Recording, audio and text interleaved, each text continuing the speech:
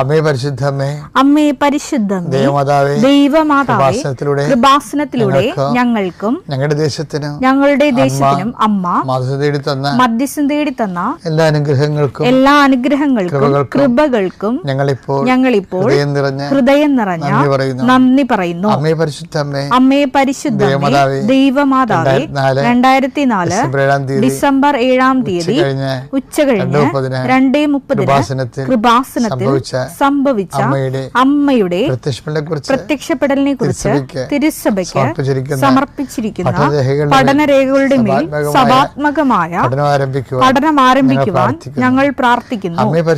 അമ്മേ പരിശുദ്ധമേ, ഭൂസ്വർലോകങ്ങളുടെ രാജ്ഞിയായ അങ്ങേയ്ക്ക് ഭൗമ സംരക്ഷണത്തിനായി പ്രപഞ്ചപ്രകൃതിയെ തന്നെ തിരുസഭ പ്രതിഷ്ഠിക്കുവാൻ ഈ പ്രത്യക്ഷീകരണ വഴി ഇടയാക്കണമേ.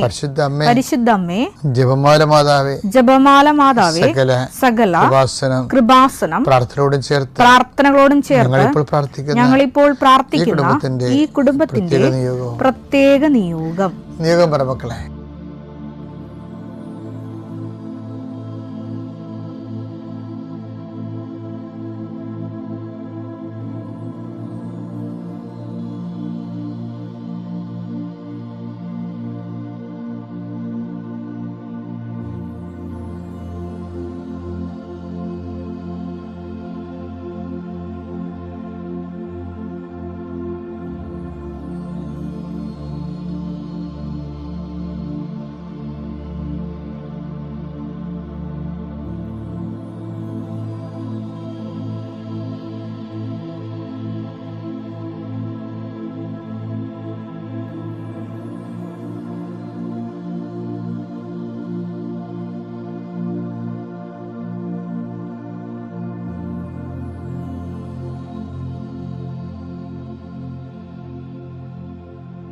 അമ്മയുടെ പ്രത്യക്ഷീകരണത്തിന്റെ ഈ അനുഗ്രഹവേളയിൽ ഞങ്ങൾക്ക് സാധിച്ചു തരുവാൻ കനിയണമേ. ആമേൻ. വിശ്വാസ പ്രമാണം. സർവശക്തനായ പിതാവും ആകാശത്തിന്റെയും ഭൂമിയുടെയും സൃഷ്ടാവുമായ ദൈവത്തിൽ ഞാൻ വിശ്വസിക്കുന്നു. അവിടുത്തെ ഏകപുത്രനും ഞങ്ങളുടെ കർത്താവുമായ ഈശോമിശിഹായിലും ഞാൻ വിശ്വസിക്കുന്നു. ഈ പുത്രൻ പരിശുദ്ധാത്മാവിനാൽ ഗർഭസ്ഥനായി കന്യകാമറിയത്തിൽ നിന്ന് പിറന്ന് പൊന്തിയോസ് പീലാത്തോസിന്റെ കാലത്ത് പീഡകൾ സഹിച്ച് കുരിശിൽ തറയ്ക്കപ്പെട്ട് മരിച്ച് അടക്കപ്പെട്ട് പാതാളങ്ങളിൽ ഇറങ്ങി മരിച്ചവരുടെ ഇടയിൽ നിന്ന് 3-ാം നാൾ ഉയർത്ത് സ്വർഗത്തിലേക്ക് എഴുന്നള്ളി സർവശക്തിയുള്ള പിതാവായ ദൈവത്തിന്റെ വലതുഭാഗത്തിരിക്കുന്നു. അവിടെ നിന്ന് ജീവിക്കുന്നവരെയും മരിച്ചവരെയും വിധിക്കുവാൻ വരുമെന്നും ഞാൻ വിശ്വസിക്കുന്നു. പരിശുദ്ധാത്മാവിലും ഞാൻ വിശ്വസിക്കുന്നു.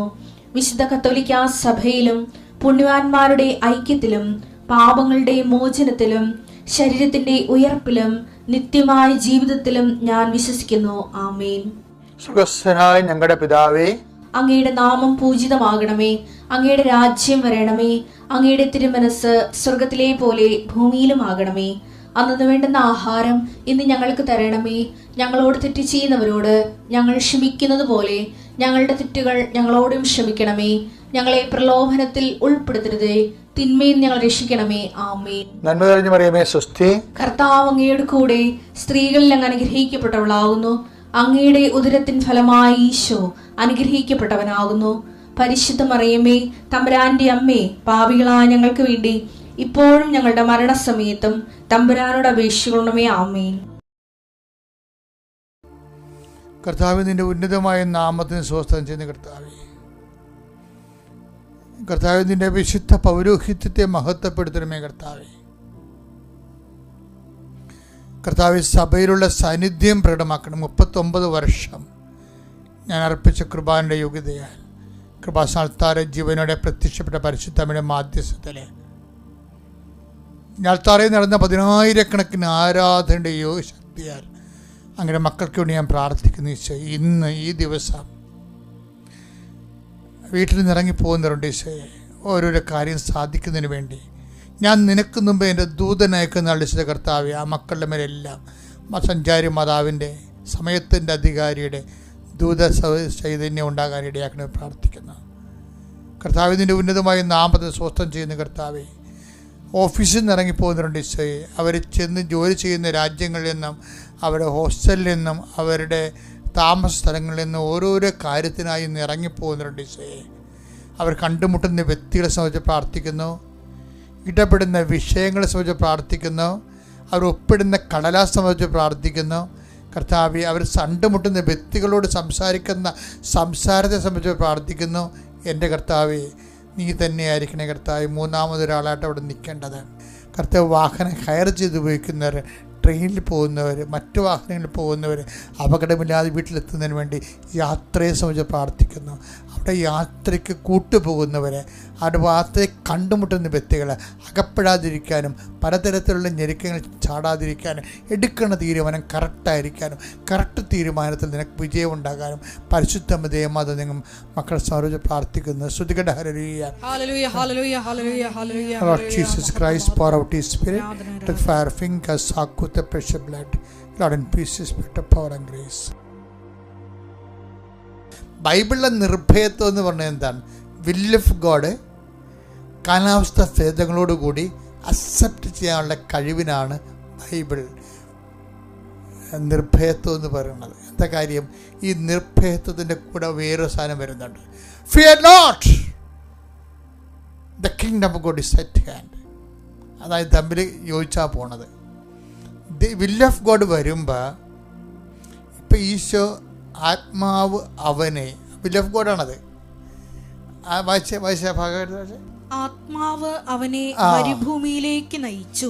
ഒന്ന് പറഞ്ഞ മക്കളെ, ആത്മാവ് അവനെ മരുഭൂമിയിലേക്ക് നയിച്ചു. അപ്പൊ ഒരു ദൈവ പൈതലാകുമ്പോ സ്വാഭാവികമായിട്ടും മരുഭൂമിയാണെങ്കിലും നയിക്കണ ദൈവമാണെന്നൊരു ബോധം ഉണ്ടാകണം. ഇപ്പം കടവാണ്, രോഗമാണ്, ഭർത്താവ് എന്നോട് സംശയമാണ്, എൻ്റെ മക്കളുടെ മുമ്പിൽ എനിക്ക് വരയില്ല എന്നൊക്കെ പറയാം നമുക്ക്. അപ്പോഴും ഓർക്കണം, ദൈവവേദനെ നീ പതറരുത്, ഭയപ്പെടുകയും ചെയ്യരുത്. എന്താണ്? നയിക്കണത് ദൈവമാണെന്നുള്ള ബോധം ഉണ്ടാകണം. ആത്മാവ് അവനെ എങ്ങോട്ട് നയിച്ചു? ആത്മാവ് പണ്ടിവനെ നയിച്ചു. എങ്ങോട്ടാണ് നയിച്ചത്? ജോർദാൻ നദിയിലേക്ക്, നിശ്ചലമായ ജലാശയത്തിലേക്ക് നയിച്ച അതേ ആത്മാവ് തന്നെ ഒന്നുറങ്ങി എഴുന്നേറ്റപ്പോൾ കാലാവസ്ഥ മാറി. എന്താണ്? ആത്മാവ് അവനെ മരുഭൂമിയിലേക്ക് നയിച്ചു. ഇതേ ആത്മാവ് തന്നെ. ഇത് അക്സെപ്റ്റ് ചെയ്യാൻ പറ്റുന്നില്ല. ഇത് അക്സെപ്റ്റ് ചെയ്യണമെങ്കിൽ മിനിമം ധൈര്യം വേണം. കാര്യം നമുക്കിത് must we not take sorrow too. അതാണ് നമ്മൾ കഴിഞ്ഞ ദിവസങ്ങളിലെല്ലാം ഈ ദിവസങ്ങളെല്ലാം കണ്ടുകൊണ്ടിരിക്കുന്നത്, ഇപ്പോൾ പറഞ്ഞുകൊണ്ടിരിക്കുന്നത് തന്നെയാണ്. അതായത് ഇതെല്ലാം കണക്റ്റഡാണ്. ഇതെല്ലാം വെച്ചാൽ നമ്മൾക്ക് ഇനി ഈശോ മരുഭൂമിയിൽ ചെല്ലുമ്പോഴെന്താ സംഭവിക്കണത്? മരുഭൂമി ചെല്ലുമ്പോൾ നമുക്ക് പ്രതീക്ഷിക്കാവുന്നതെല്ലാം സംഭവിക്കുന്നുണ്ട് അവിടെ. എന്താ കാരണത്? മരുഭൂമിയിൽ ചെല്ലുമ്പോൾ സംഭവിക്കുന്നത് എന്താണ്? പരീക്ഷണങ്ങളാണ് വരണത്. പിന്നെ മരുഭൂമി എന്ന് പറഞ്ഞാൽ പിന്നീട് വചനം ഞാൻ ഓർത്തില്ല, ഈ ബൈബിൾ ഇത്രയും ഡെപ്താണെന്നറിയത്തില്ല. അത് ഓരോ ദിവസം ചെല്ലും തോറും ഈ നമ്മൾ കഴിഞ്ഞ ദിവസങ്ങളിലൊക്കെ കണ്ടില്ലേ, അതായത് വിലാപങ്ങളുടെ പുസ്തകത്തിലൊക്കെ കണ്ടില്ലേ, 3:22 ഓരോ ദിവസവും കർത്താവ് പുതിയ സ്നേഹമെന്ന് പറയുന്നത്. ഇതുപോലെയാണ് പുതിയ സ്നേഹവും പുതിയ സംഭാഷണവും. ഒരേ വചനം തന്നെ ആയിരിക്കും, പക്ഷേ ഓരോ ദിവസവും കർത്താവ് വ്യത്യസ്തങ്ങളായ വചനത്തിന് പ്രത്യേകമായ കമ്മ്യൂണിക്കേഷൻ മോഡ് തരും. ഓരോരോ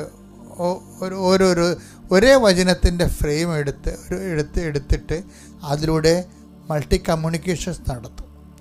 സംവേദനം ചെയ്യുന്ന ആശയങ്ങൾ വ്യത്യസ്തമായിരിക്കും. സംഭാഷണവും വാക്കുകളെല്ലാം ഒന്നായിരിക്കും, ആശയം വേറെ ആയിരിക്കും. അങ്ങനെ വചനം കമ്മ്യൂണിക്കബിൾ ആകണത്. സംഭാഷണമൊക്കെ എല്ലാം ഒന്നായിരിക്കും, ആശയം വേറെ ആയിരിക്കും. പലപ്പോഴും അതാണ് ഈ ഓരോ പ്രഭാതത്തിലും. വിലാപങ്ങൾ 3:22-23. വിലാപങ്ങൾ 3:22-23. കർത്താവിന്റെ സ്നേഹം ഒരിക്കലും അസ്തമിക്കുന്നില്ല. അവിടുത്തെ കാരുണ്യം അവസാനിക്കുന്നില്ല. ഓരോ പ്രഭാതത്തിലെ അത് പുതിയതാണ്. അവിടുത്തെ വിശ്വസ്തത ഉന്നതമാണ്. കൂടി നന്ദി. എൻ്റെ പേര് ബിന്ദു ജോൺസൺ. ഞാൻ ഒരു ടീച്ചറാണ്. വൈപ്പിനിൽ നായരമ്പലത്ത് നിന്നാണ് വരുന്നത്. മാനാട്ടുപറമ്പ് തിരുഹൃദയ ദേവാലയം ഇടവകക്കാരിയാണ് ഞാൻ. 2023 ഒക്ടോബർ മാസത്തിലാണ്, ഇതുപോലെ തന്നെ ഒരു ഒക്ടോബർ മാസത്തിലാണ് ഞാനിവിടെ ആദ്യമായി വന്ന് ഉടമ്പടി എടുത്തത്.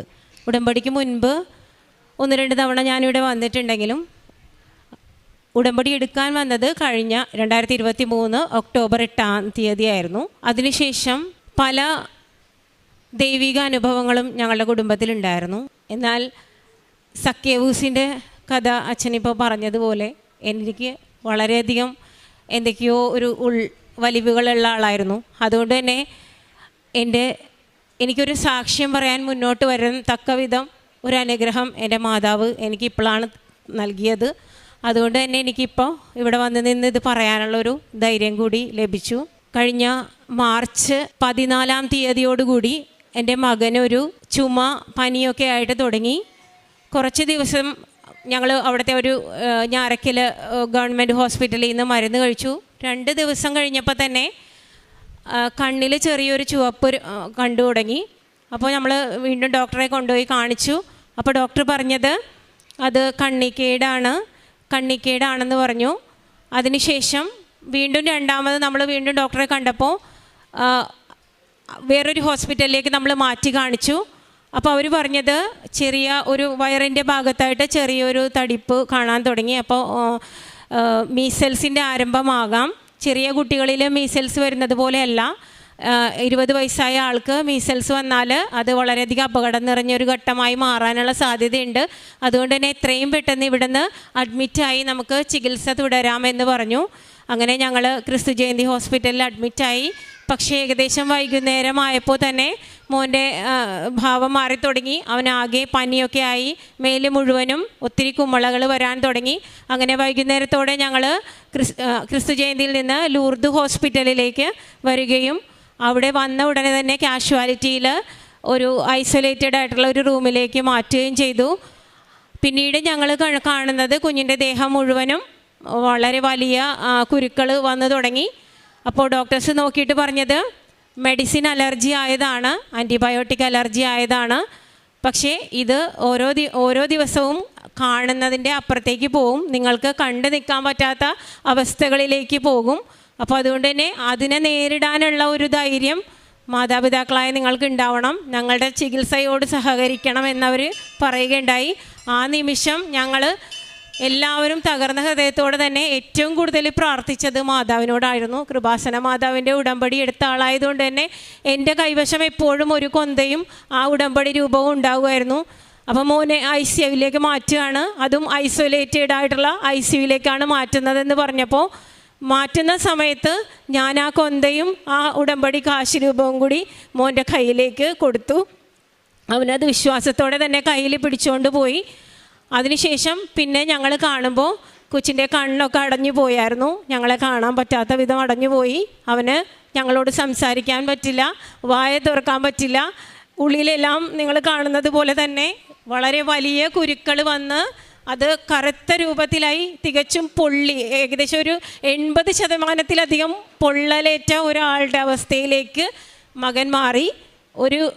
നമ്മൾ എല്ലാവരും അസുഖം മാറാൻ മരുന്ന് കഴിക്കും. പക്ഷേ ഒരു മരുന്ന് മൂലമുണ്ടാകുന്ന ഒരു അസുഖം ഞാൻ ആദ്യമായിട്ട് കാണുന്ന ഒരു അനുഭവമായിരുന്നു. അവൻ്റെ വായെല്ലാം തന്നെയും നിങ്ങൾക്ക് കാണാം, ഒരു എന്താ പറയുക, ഒരു തീ മൊത്തം പൊള്ളിയ അവസ്ഥയിലായിരുന്നു.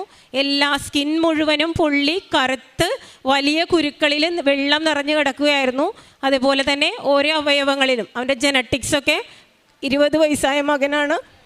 വാഴയിലയിലാണ് കിടത്തിയിരുന്നത് ICUവിൽ. അത്രയും കോംപ്ലിക്കേറ്റഡ് ആയിട്ടുള്ള ഒരു അവസ്ഥ. അവൻ്റെ ഏറ്റവും വലുത് അവൻ്റെ മാനസികാവസ്ഥയായിരുന്നു.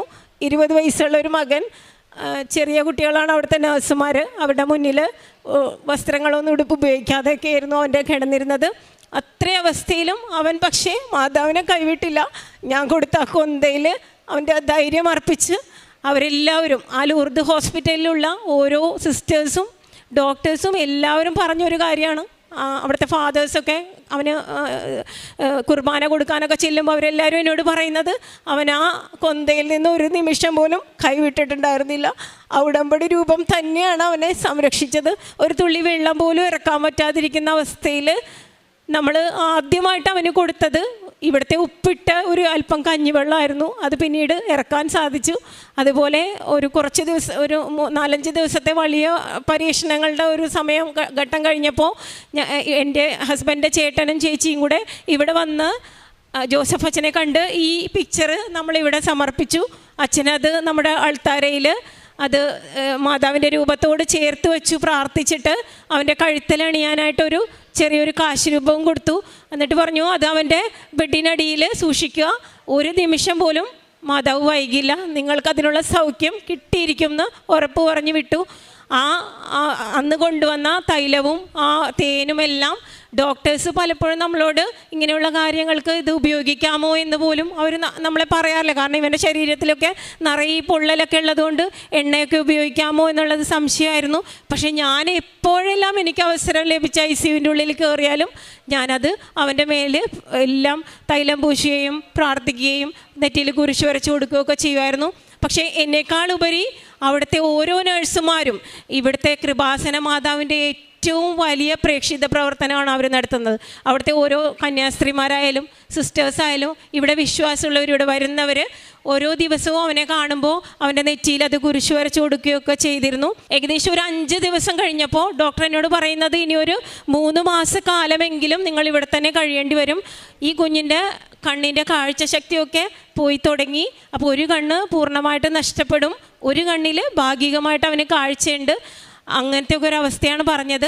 അവർക്ക് താഴേൽ ICUവിൽ നിന്ന് മാറ്റിയിട്ട് ഒരു മൈക്രോസ്കോപ്പ് ടെസ്റ്റ് ചെയ്യാൻ പോലും പറ്റാത്തൊരവസ്ഥയായിരുന്നു. ഇതിനെ പറയുന്നത് ടോക്സിക് എപ്പിഡെർമിക് നെക്രോസിസ് എന്നാണ് പറയുന്നത്. ഇത്രയും വലിയൊരു രോഗത്തിൻ്റെ പേര് പോലും നമ്മളെപ്പോലുള്ള സാധാരണക്കാർക്ക് ഇത് വളരെ ഭയങ്കര ഒരു അനുഭവം തന്നെയായിരുന്നു. അപ്പോൾ ഞങ്ങളിങ്ങനെ പേടിച്ച് എന്ത് ചെയ്ത് എൻ്റെ മകനെ രക്ഷപ്പെടുത്തുമെന്ന് ചിന്തിച്ച ഒരവസ്ഥയിൽ പരിപൂർണമായിട്ടും ഞാൻ വിശ്വസിക്കുന്നു എൻ്റെ മാതാവ് തന്നെയാണ് കൂടെ ഉണ്ടായത്. ഞാൻ ഒരു മാതാവിൻ്റെ ഇടവകയിൽ ജനിച്ച ആളാണ്. ഇപ്പോൾ നമ്മൾ വിശ്വസിക്കുന്നതും ഈശോയുടെ തിരുഹൃദയത്തിൻ്റെ ഇടവകക്കാരിയാണ് ഞാൻ. അത്രയധികം ഞങ്ങൾ മാതാവിലും ഈശോയിലും വിശ്വസിക്കുന്നു. അതുകൊണ്ട് തന്നെ ഞാൻ പൂർണ്ണമായിട്ടും വിശ്വസിക്കുന്നത് ഈ അമ്മ മാതാവ് തന്നെയാണ് എൻ്റെ മോൻ്റെ കൂടെ ഉണ്ടായിരുന്നത്. ഒരു ഐസൊലേറ്റഡ് ആയിട്ടുള്ള ICUവിൽ ഏകദേശം 15 ദിവസത്തോളം എൻ്റെ മകൻ ഒരു വാക്ക് ഉരിയാടാൻ പറ്റാതെ അല്ലെങ്കിൽ ഒരു തുള്ളി വെള്ളം കുടിക്കാൻ പറ്റാതെ ജ്യൂസ് മാത്രം ഇങ്ങനെ ഒഴിച്ചു കൊടുക്കലും അതുപോലെ മറ്റ് ട്രിപ്പ് വഴിയൊക്കെയുള്ള ഭക്ഷണങ്ങളൊക്കെ ആയിരുന്നു. പിന്നീടാണ് പതുക്കെ അതും ഇവിടുത്തെ ഉപ്പൊക്കെ കൊണ്ടുവന്നിട്ട കഞ്ഞിവെള്ളമൊക്കെ ആയിരുന്നു നമ്മൾ ആദ്യം കൊടുത്തത്. തേനൊക്കെ ചുണ്ടിൽ തേച്ച് കൊടുത്തു. അവൻ്റെ ചുണ്ടിൻ്റെയൊക്കെ അവസ്ഥയെന്ന് പറഞ്ഞാൽ നമുക്ക് ഊഹിക്കാൻ പറ്റുന്നതിൻ്റെ അപ്പുറമായിരുന്നു. അത്രയും വിണ്ട് പൊളിഞ്ഞ്. മാർച്ച് എന്ന് പറയുന്നത് നമുക്ക് എല്ലാവർക്കും അറിയാം, നോയമ്പ് കാലമായിരുന്നു. ഞങ്ങളും നോയമ്പിലായിരുന്നു. ആ നോയമ്പ് സമയത്ത് ഇവനെ കയ്യിൽ പിടിച്ച് ടോയ്ലറ്റിലേക്ക് നടക്കുമ്പോൾ ഞാൻ മാതാവിനെയാണ് എപ്പോഴും ഓർത്തിരുന്നത്. കാരണം 33 വയസ്സുള്ള മകനെ ഏറ്റവും മുറിവേറ്റൊരു ശരീരത്തോടെ കൂടെ കണ്ട ഒരു അമ്മയുടെ മനസ്സായിരുന്നു എനിക്ക്. അതുപോലെ തന്നെയായിരുന്നു ഇവൻ്റെ കൂടെ ഞാനും നടന്നിരുന്നു വെച്ചത്. അവനെ കൈപിടിച്ച് നടക്കുമ്പോൾ ഒരു പീഡാസഹനമായിരുന്നു ഞാനും അനുഭവിച്ചുകൊണ്ടിരുന്നത്. പക്ഷെ ആ ദിവസങ്ങളിലെല്ലാം ഞങ്ങൾ പ്രാർത്ഥിച്ചത് എങ്ങനെയെങ്കിലും ഈ ഒരു ഈസ്റ്റർ ഒരു ഉയർത്തെഴുന്നേൽപ്പ് എൻ്റെ കുടുംബത്തിൽ തരണേന്നായിരുന്നു. അത് ഞങ്ങൾക്ക് സാധിച്ചു തന്നു മാതാവ്. ആ ഉയർപ്പിന് മുൻപ് ഞങ്ങളുടെ വീട്ടിലേക്ക് തിരിച്ചെത്തി. 20 ദിവസം 3 മാസമെങ്കിലും ഹോസ്പിറ്റലിൽ കിടക്കണം എന്ന് പറഞ്ഞാൽ ഞങ്ങൾക്ക് 20 ദിവസത്തിന് ശേഷം ആ ആശുപത്രി വിട്ട് പോകാൻ സാധിച്ചു. ഓരോ ദിവസവും ഇവൻ്റെ കുളിക്കുന്ന വെള്ളത്തിലൊക്കെ ഞാൻ ഈ ഉടമ്പടി തൈലം ഇടുമായിരുന്നു. അപ്പോൾ നമുക്ക് കാണാം ഈ പൊഴിഞ്ഞു പോകില്ല, പാടുകളുണ്ടാവും എന്നൊക്കെ പറഞ്ഞിരുന്ന ആ തൊലികളെല്ലാം കൊഴിഞ്ഞു പോയി. ഇവനെ കുളിപ്പിച്ച് കഴിയുമ്പോൾ ആ ബാത്റൂം മുഴുവനും കറുത്ത തൊലികളായിരുന്നു. അതൊഴുകി പോകുന്നത് കാണുമ്പോൾ അമ്മ മാതാവ് തന്നെ അവനെ സുഖപ്പെടുത്തിയത് നമുക്ക് ഓരോ നിമിഷവും അറിയാമായിരുന്നു. അപ്പോൾ അന്ന് ഞങ്ങളുടെ സാക്ഷ്യമായിരുന്നു ഇവിടെ വന്നിട്ട് മോനോടൊപ്പം തന്നെ വന്നം എന്നുള്ളത്. പക്ഷേ ഏകദേശം ഇപ്പോൾ ഇത്രയും മാസം അവന് റെസ്റ്റായിരുന്നു, വെയിലൊന്നും കൊള്ളാൻ പാടില്ലായിരുന്നു, പുറത്ത് ഇതുപോലെ ആൾക്കൂട്ടത്തിൽ വരാൻ പാടില്ലായിരുന്നു, അങ്ങനെയൊക്കെ ആയിരുന്നു. പക്ഷേ ഇപ്പോൾ കുറച്ച് ഇതൊക്കെ ആയി, ആശ്വാസമായി. ഇപ്പോൾ അവൻ ക്ലാസ്സിലൊക്കെ പോയി തുടങ്ങി. അവൻ്റെ കണ്ണിൻ്റെ കാഴ്ചയ്ക്ക് കുറേ ദിവസത്തിൽ പ്രശ്നം ഉണ്ടായിരുന്നു. പക്ഷെ പതുക്കെ അതൊക്കെ സുഖമായി കിട്ടി. ആ കാഴ്ച ലഭിച്ച ദിവസവും അന്ന് ഇതുപോലെ തന്നെ ഒരു അനുഭവം ഞങ്ങൾക്ക് ഉണ്ടായിരുന്നു. കാരണം ഈ കാഴ്ച ഇവനൊട്ടും തന്നെ എന്നെ കാണാനൊന്നും പറ്റില്ലായിരുന്നു. ഇവനിങ്ങനെ ഞാൻ സംസാരിക്കുന്ന കേട്ട് മാത്രമാണ് എന്നെ തിരിച്ചറിഞ്ഞത്. അന്ന് ഈ കാഴ്ച ലഭിച്ച ദിവസം ഞങ്ങൾ ഇവൻ്റെ കണ്ണിൽ ഇത് പുരട്ടി കൊടുത്തിട്ട് സിസ്റ്ററും ഞാനും കൂടെ മാറി നിന്ന് ഇവൻ ഉറക്കമായിരുന്നു. ആ ഉറക്ക സമയത്ത് ഇവൻ എന്നോട് ചോദിക്കുന്നുണ്ട്, ഉറക്കത്തിൽ ഇവൻ എന്നോട് ചോദിക്കുന്നുണ്ട്, ആരാണ് എൻ്റെ കണ്ണ് ക്ലീനാക്കുന്നത്, ഒരു ചുവന്ന ഉടുപ്പിട്ട് ആരാണ് ഇവിടെ വന്നതെന്നൊക്കെ ഇവൻ ചോദിച്ചു. പക്ഷെ ആ സമയത്ത് നമുക്കതൊന്നും അത്ര അങ്ങനെ ഒരു രീതിയിൽ ഞാൻ ചിന്തിച്ചിട്ടില്ല. പക്ഷെ പിന്നീട് എനിക്ക് തോന്നുന്നു തീർച്ചയായിട്ടും ഒന്നുകിൽ അമ്മയുടെ ഒരു അനുഭവം അവൻ ഉണ്ടായിട്ടുണ്ട്. അതുകൊണ്ട് തന്നെയായിരിക്കും അവൻ വിളിച്ചതും അവൻ കണ്ടതും ഒരു മരിയ എന്ന് പറഞ്ഞ ഒരു സിസ്റ്ററിൻ്റെ പേരായിരുന്നു വിളിച്ചത്. മരിയ സിസ്റ്റർ ചുവന്ന ഉടുപ്പിട്ട് വന്നിട്ട് എന്നെ ക്ലീൻ ചെയ്തു എന്നാണ് പറഞ്ഞത്. പക്ഷേ അത് അന്നേരത്തെ നമുക്കത് അത്രയൊന്നും മനസ്സിലാക്കാനുള്ള ഒരു ഇതുണ്ടായിരുന്നില്ല. അതുകൊണ്ട് പക്ഷെ പിന്നീട് നമുക്ക് പലപ്പോഴും തോന്നിയിട്ടുണ്ട് അതൊരു അനുഭവം തന്നെ ആയിരുന്നിട്ടുണ്ടെന്ന്. അപ്പോൾ എന്ത് തന്നെയാണെങ്കിലും ഭയങ്കര ശക്തമായിട്ട് ഞാൻ നേരത്തെ പറഞ്ഞ പോലെ സക്കേവൂസിനെ പോലെ ഒഴിഞ്ഞു മാറി മറ്റുള്ളവർക്ക് പറയണത് കേട്ട് മാത്രം സൈഡിലൊരു സിക്കമൂർ മരത്തിലായിരുന്നു ഞാൻ എപ്പോഴും. എനിക്ക് ഇവിടെ വന്ന എന്ത് സാക്ഷ്യം കേൾക്കുമ്പോഴും ഒരു സൈഡിലിരുന്ന് കേട്ടിട്ട് നമുക്ക് തന്ന അനുഗ്രഹങ്ങൾക്ക് നന്ദി പറഞ്ഞ് പോകുന്ന ഒരാളായിരുന്നു ഞാൻ. അപ്പോൾ എനിക്ക് വളരെ വലിയൊരു അനുഭവം തന്ന് എൻ്റെ കുടുംബത്തിൽ വന്ന് ഈശോ എൻ്റെ കൂടെ തന്നെ എനിക്കൊരു സാക്ഷ്യത്തിനുള്ള ഇത് എൻ്റെ അമ്മ മാതാവ് എനിക്ക് നേടിത്തന്നു. ഒരു മരണത്തിൻ്റെ വക്കിൽ നിന്ന് എൻ്റെ മോനെ എനിക്ക് തിരിച്ചു തന്നു. അതിന് ഈശോയ്ക്കും അമ്മയ്ക്കും നന്ദി പറയുന്നു. രണ്ടാമതായിട്ട് ഉടമ്പടി എടുത്ത ദിവസങ്ങളിലെല്ലാം ഞാനിവിടെ വരുമ്പോൾ ഞങ്ങളുടെ വീടിൻ്റെ ആധാരം പണയത്തിലായിരുന്നു. ഏകദേശം 8 വർഷത്തിലായിട്ട് അത് ബാങ്കിൽ നിന്ന് നമുക്ക് എടുക്കാൻ പറ്റാത്ത അവസ്ഥയിൽ ഇരിക്കണമായിരുന്നു. അപ്പോൾ അത് ഏത് വിധത്തിൽ അത് തിരിച്ചെടുക്കും എന്നുള്ളത് ഞങ്ങൾക്ക് ഒരു എത്ര ശ്രമിച്ചിട്ടും അത് നടക്കുന്നുണ്ടായിരുന്നില്ല. അപ്പോൾ ഞാൻ ഉടമ്പടിയിൽ എഴുതിയിരുന്നു എനിക്കത് സാധിച്ചാൽ അമ്മയുടെ നടയിൽ വന്ന് ഞാൻ സാക്ഷ്യം പറയും എന്നുള്ളത്. എനിക്കറിയില്ല, ചിലപ്പോൾ മകൻ്റെ ഈ അസുഖത്തോടെ എന്നെ ഒത്തിരി പേര് ഞങ്ങളുടെ അവസ്ഥകളൊക്കെ പലരും അപ്പോഴാണ് അറിയുന്നത്. അപ്പോൾ അതുകൊണ്ട് തന്നെ പലരും നമ്മളെ സഹായിച്ചു സാമ്പത്തികമായിട്ടൊക്കെ. അതിൻ്റെ പേരിലും പിന്നീട് ഞങ്ങളുടെ ഒരു പരിശ്രമത്തിൻ്റെ പേരിലും ഈ 2 ദിവസം മുന്നേ ഞങ്ങൾക്ക് ആ ആധാരം തിരിച്ചെടുക്കാൻ സാധിച്ചു. അപ്പോൾ അതിനും ഞാൻ ഈശോയ്ക്കും അമ്മയ്ക്കും നന്ദി പറയുന്നു. അപ്പോൾ ഞങ്ങൾക്ക് അങ്ങനെ ഒരുപാട് അനുഭവങ്ങൾ കിട്ടിയിട്ടുണ്ട്. അപ്പോൾ ഈശോയ്ക്കും അമ്മയ്ക്കും നന്ദി. ഇനി ഞാൻ കാരുണ്യ പ്രവർത്തികളായിട്ട് ചെയ്യുന്നത് ഞാൻ ടീച്ചറാണെന്ന് പറഞ്ഞു. അപ്പോൾ ഞങ്ങൾക്ക് കൂട്ടായ്മകളുണ്ട്, വാട്സാപ്പ് ഗ്രൂപ്പുകളുണ്ട്. അപ്പോൾ സാധിക്കുന്ന എല്ലാവർക്കും തന്നെ ഞങ്ങൾ ആ ഗ്രൂപ്പ് വഴിയും അല്ലാതെയും ഒക്കെയുള്ള സഹായങ്ങൾ നൽകുന്നുണ്ട്. അതേപോലെ പത്രം ഞാനിവിടെ വന്ന് 3 മാസം കൂടുമ്പോഴാണ് പത്രം വാങ്ങിക്കുന്നത്. അത് സാധിക്കാവുന്ന എല്ലാ രോഗികളിലേക്കും തന്നെ എത്തിക്കാനായിട്ട് ഞാൻ ശ്രമിക്കുന്നുണ്ട്. അതുപോലെ സാധിക്കുന്ന മറ്റ് സഹായങ്ങളും സാമ്പത്തികമായ അല്ലാതെ ഭക്ഷണമായോ മനുഷ്യർക്കായാലും മൃഗങ്ങൾക്കായാലും എന്നെക്കൊണ്ട് സാധിക്കുന്ന എല്ലാവർക്കും തന്നെയും ഞാനത് എത്തിച്ചു കൊടുക്കുന്നുണ്ട്. അപ്പോൾ അതിനും ഈശോയ്ക്ക് നന്ദി പറയുന്നു. പിന്നെ എനിക്കൊരു സാക്ഷ്യമായി വളരെ നിങ്ങളോട് എല്ലാവരോടും പറയാൻ തോന്നുന്നത്, ഇപ്പോൾ ഈ ആധാരത്തിൻ്റെ കാര്യം ഞാൻ പറഞ്ഞത് അതിനു വേണ്ടി ഞാൻ ചെയ്തൊരു കാര്യം, എല്ലാവരും കൃപാസനം പത്രത്തിൻ്റെ ആ ഒരു സാധ്യത എത്രത്തോളം അല്ലെങ്കിൽ അതിൻ്റെ നമുക്ക് കിട്ടാവുന്ന അത്ഭുതങ്ങൾ എത്രത്തോളം എന്നുള്ളതൊരു എനിക്ക് കിട്ടിയൊരു അനുഭവം ഞാൻ പങ്കുവെക്കുകയാണ്. എൻ്റെ ഒരു അനുഭവത്തിൽ ഞാൻ എപ്പോഴും എന്ത് കടബാധ്യതകളുണ്ടെങ്കിലും ഒരു പണയം വെച്ചതായിക്കോട്ടെ അല്ലെങ്കിൽ ഇപ്പം എൻ്റെ ഈ ലോണിൻ്റെ ബുക്കുകളൊക്കെ ആയിക്കോട്ടെ, മാതാവിൻ്റെ അല്ലെങ്കിൽ ഈശോയുടെ തിരുഹൃദയത്തിൻ്റെ താഴെയായിട്ട് ഞാനത് സൈഡിൽ എവിടെയെങ്കിലും ഒതുക്കി വെക്കും. എന്നിട്ട് ഞാനത് വെക്കുമ്പോൾ പറയും, എൻ്റെ കയ്യിലൊന്നുമില്ല, അമ്മയ്ക്കും ഈശോയ്ക്കും മനസ്സാവുന്ന ഒരു നിമിഷം എനിക്ക് ഇതിൽ നിന്നൊരു മോചനം തന്നേക്കണേന്ന്. അപ്പോൾ എനിക്കത് വലിയൊരു സാക്ഷിയായിട്ട് തന്നെ നിങ്ങളോട് ഞാൻ പറയുകയാണ്. മോനെ ഇത്രയും സംരക്ഷിച്ചതിനും അവൻ്റെ ദേഹത്ത് ഒരു പാടുപോലും ഇല്ലാത്ത രീതിയിൽ മാറ്റി തന്നു. ഉൾവശങ്ങളിൽ കുറച്ചും കൂടെയൊക്കെ ബാലൻസ് ഉണ്ടെങ്കിലും അവന് ഒത്തിരി ടെൻഷൻ ഉണ്ടായിരുന്നു. അവനൊരു ഡിഗ്രിക്ക് പഠിക്കുന്ന കൊച്ചാണ്, കോളേജിൽ പോകണം, എല്ലാവരെയും ഫേസ് ചെയ്യണം, അതൊക്കെ അവൻ്റെ ഭയങ്കര ടെൻഷനായിരുന്നു. പിന്നെ കണ്ണിൻ്റെ കാഴ്ച പോയാൽ അവൻ BCA ആണ് പഠിക്കുന്നത്. അപ്പോൾ കമ്പ്യൂട്ടറാണ് ഉപയോഗിക്കേണ്ടത് ഏറ്റവും കൂടുതൽ. അപ്പോൾ അതൊക്കെ ഒരു ടെൻഷനായിരുന്നു. അതിൽ നിന്നെല്ലാം ഞങ്ങൾക്ക് മോചനം കിട്ടി. ഈശോയ്ക്കും മാതാവിനും.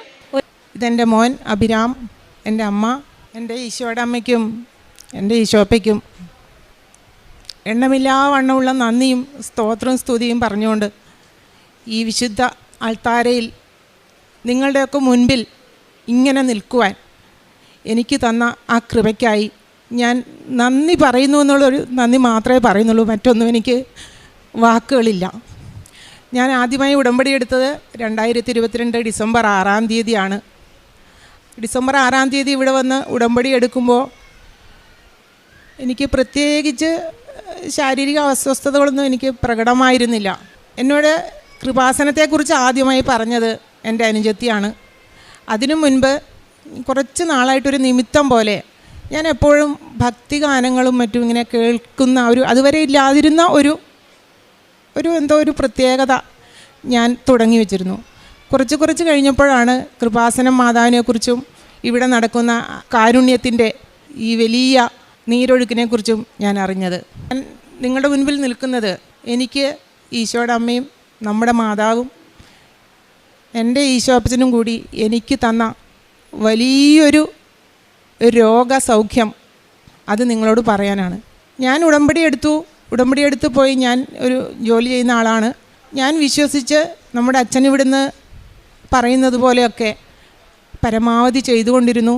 അതിനിടയിൽ നമ്മുടെ അച്ഛൻ ധ്യാനത്തിൽ പറയുന്ന ആദ്യം പറയുമ്പോഴൊക്കെ എനിക്ക് തോന്നി, ഇതെന്താണ് അച്ഛൻ പറയുന്നത്, എനിക്കൊന്നും മനസ്സിലാകുന്നില്ലല്ലോ, വല്ലാത്തൊരു ഒരു അസ്വസ്ഥത. പക്ഷെ കുറച്ച് കഴിഞ്ഞപ്പോഴാണ് അതിൻ്റെ ആഴങ്ങളിലേക്ക് നമ്മൾ എത്തിയപ്പോഴാണ് മനസ്സിലായത് എന്താണ് നമുക്ക് വേണ്ടി ഈ മഹാസർവകലാശാലയിൽ ലോകത്തിൻ്റെ എല്ലാ തരത്തിലുള്ള വിഷയങ്ങളും കൈകാര്യം ചെയ്യുന്ന ഈ യൂണിവേഴ്സിറ്റിയിൽ നമ്മളിപ്പോൾ ഞാൻ പഠിച്ച കാര്യം മാത്രമാണ് എനിക്ക് കാര്യമായിട്ട് അറിയാം.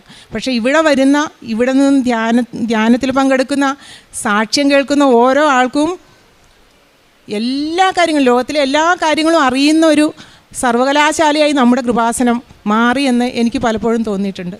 അങ്ങനെ ഇരിക്കുന്ന സമയത്താണ് 2023 മെയ് മാസം എൻ്റെ ഇടത്തെ ബ്രസ്റ്റിൽ എനിക്കൊരു ചെറിയ പ്രയാസം അനുഭവപ്പെട്ടു. ഞാൻ ഹോസ്പിറ്റലിൽ പോയി. അവിടെ ചെന്നപ്പോൾ 4th സ്റ്റേജ് ക്യാൻസറാണെന്ന് ഡോക്ടർ പറഞ്ഞു. മുൻപേ ഉണ്ടായിരുന്ന പ്രയാസങ്ങളെ അല്പം മറച്ച് ഞാൻ വെച്ചിരുന്നു. പക്ഷേ അപ്പോഴും ഞാൻ ഈ രോഗമാണെന്നൊന്നും വിചാരിച്ചിരുന്നില്ല. അതിന് കാരണം എൻ്റെ ഈ മകൻ, എനിക്ക് ഇരട്ട കുട്ടികളാണ്, ആൺകുട്ടികൾ, ഇവനെ വിദേശത്ത് പോകണമെന്ന് ആഗ്രഹം പറഞ്ഞിരുന്നു.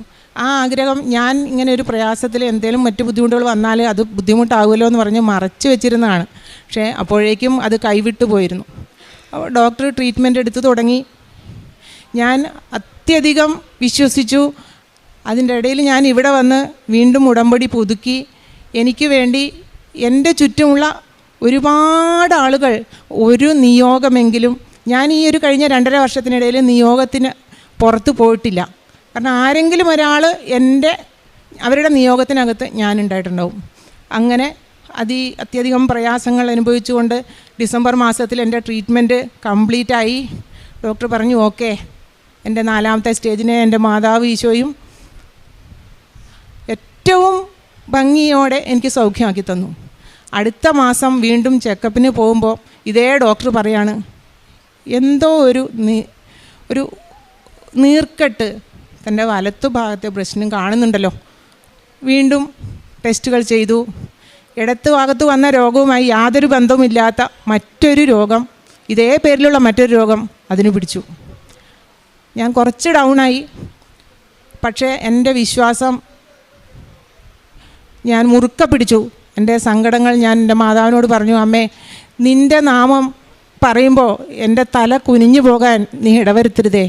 നിൻ്റെ വിശ്വാസം എവിടെ എന്നെന്നോട് മറ്റുള്ളവർ ചോദിക്കുമ്പോൾ, ഇല്ല, എൻ്റെ അമ്മയും എൻ്റെ ഈശോയുമാണ് എൻ്റെ ജീവൻ നിലനിർത്തിയത്, എൻ്റെ കുടുംബത്തെ കാത്തതെന്ന് പറയാൻ നീ എനിക്ക് ഇടവരുത്തണമേ എന്ന് ഞാൻ പ്രാർത്ഥിച്ചുകൊണ്ടിരുന്നു. വീണ്ടും 2ാമത്തെ ട്രീറ്റ്മെൻറ്റുകൾ നടന്നു. അതികഠിനമായ ട്രീറ്റ്മെൻറ്റ് നിങ്ങൾക്ക് അനുഭവിച്ചവർക്കറിയാം, അല്ലെങ്കിൽ കണ്ടിട്ടുള്ളവർക്കറിയാം. കഴിഞ്ഞ 2.5 വർഷക്കാലത്തെ ട്രീറ്റ്മെൻറ്റ്, 5ഓളം സർജറികൾ, അങ്ങനെ ആ ട്രീറ്റ്മെൻറ്റിന് ആവശ്യമായ എല്ലാ ട്രീറ്റ്മെൻറ്റുകളും കഴിഞ്ഞു. സർജറിക്ക് ശേഷം ഡോക്ടർ പറയാണ്, ഇതുവരെ ചെയ്തതൊന്നും നിങ്ങൾക്ക് ഫലവത്തായിട്ടില്ല. ആദ്യത്തെ രോഗത്തിൻ്റെതല്ല, 2ാമത് വന്നത്. അവിടുന്ന് ഡോക്ടർ പറഞ്ഞു, ഒരു ഇഞ്ചക്ഷൻ ഉണ്ട്, ആ ഇഞ്ചക്ഷൻ നമുക്ക് വെക്കണം. ഒരെണ്ണത്തിന് ഏകദേശം 5 ലക്ഷം രൂപ വരും. അങ്ങനത്തെ 14ഓളം ഇഞ്ചക്ഷൻ വെക്കണം.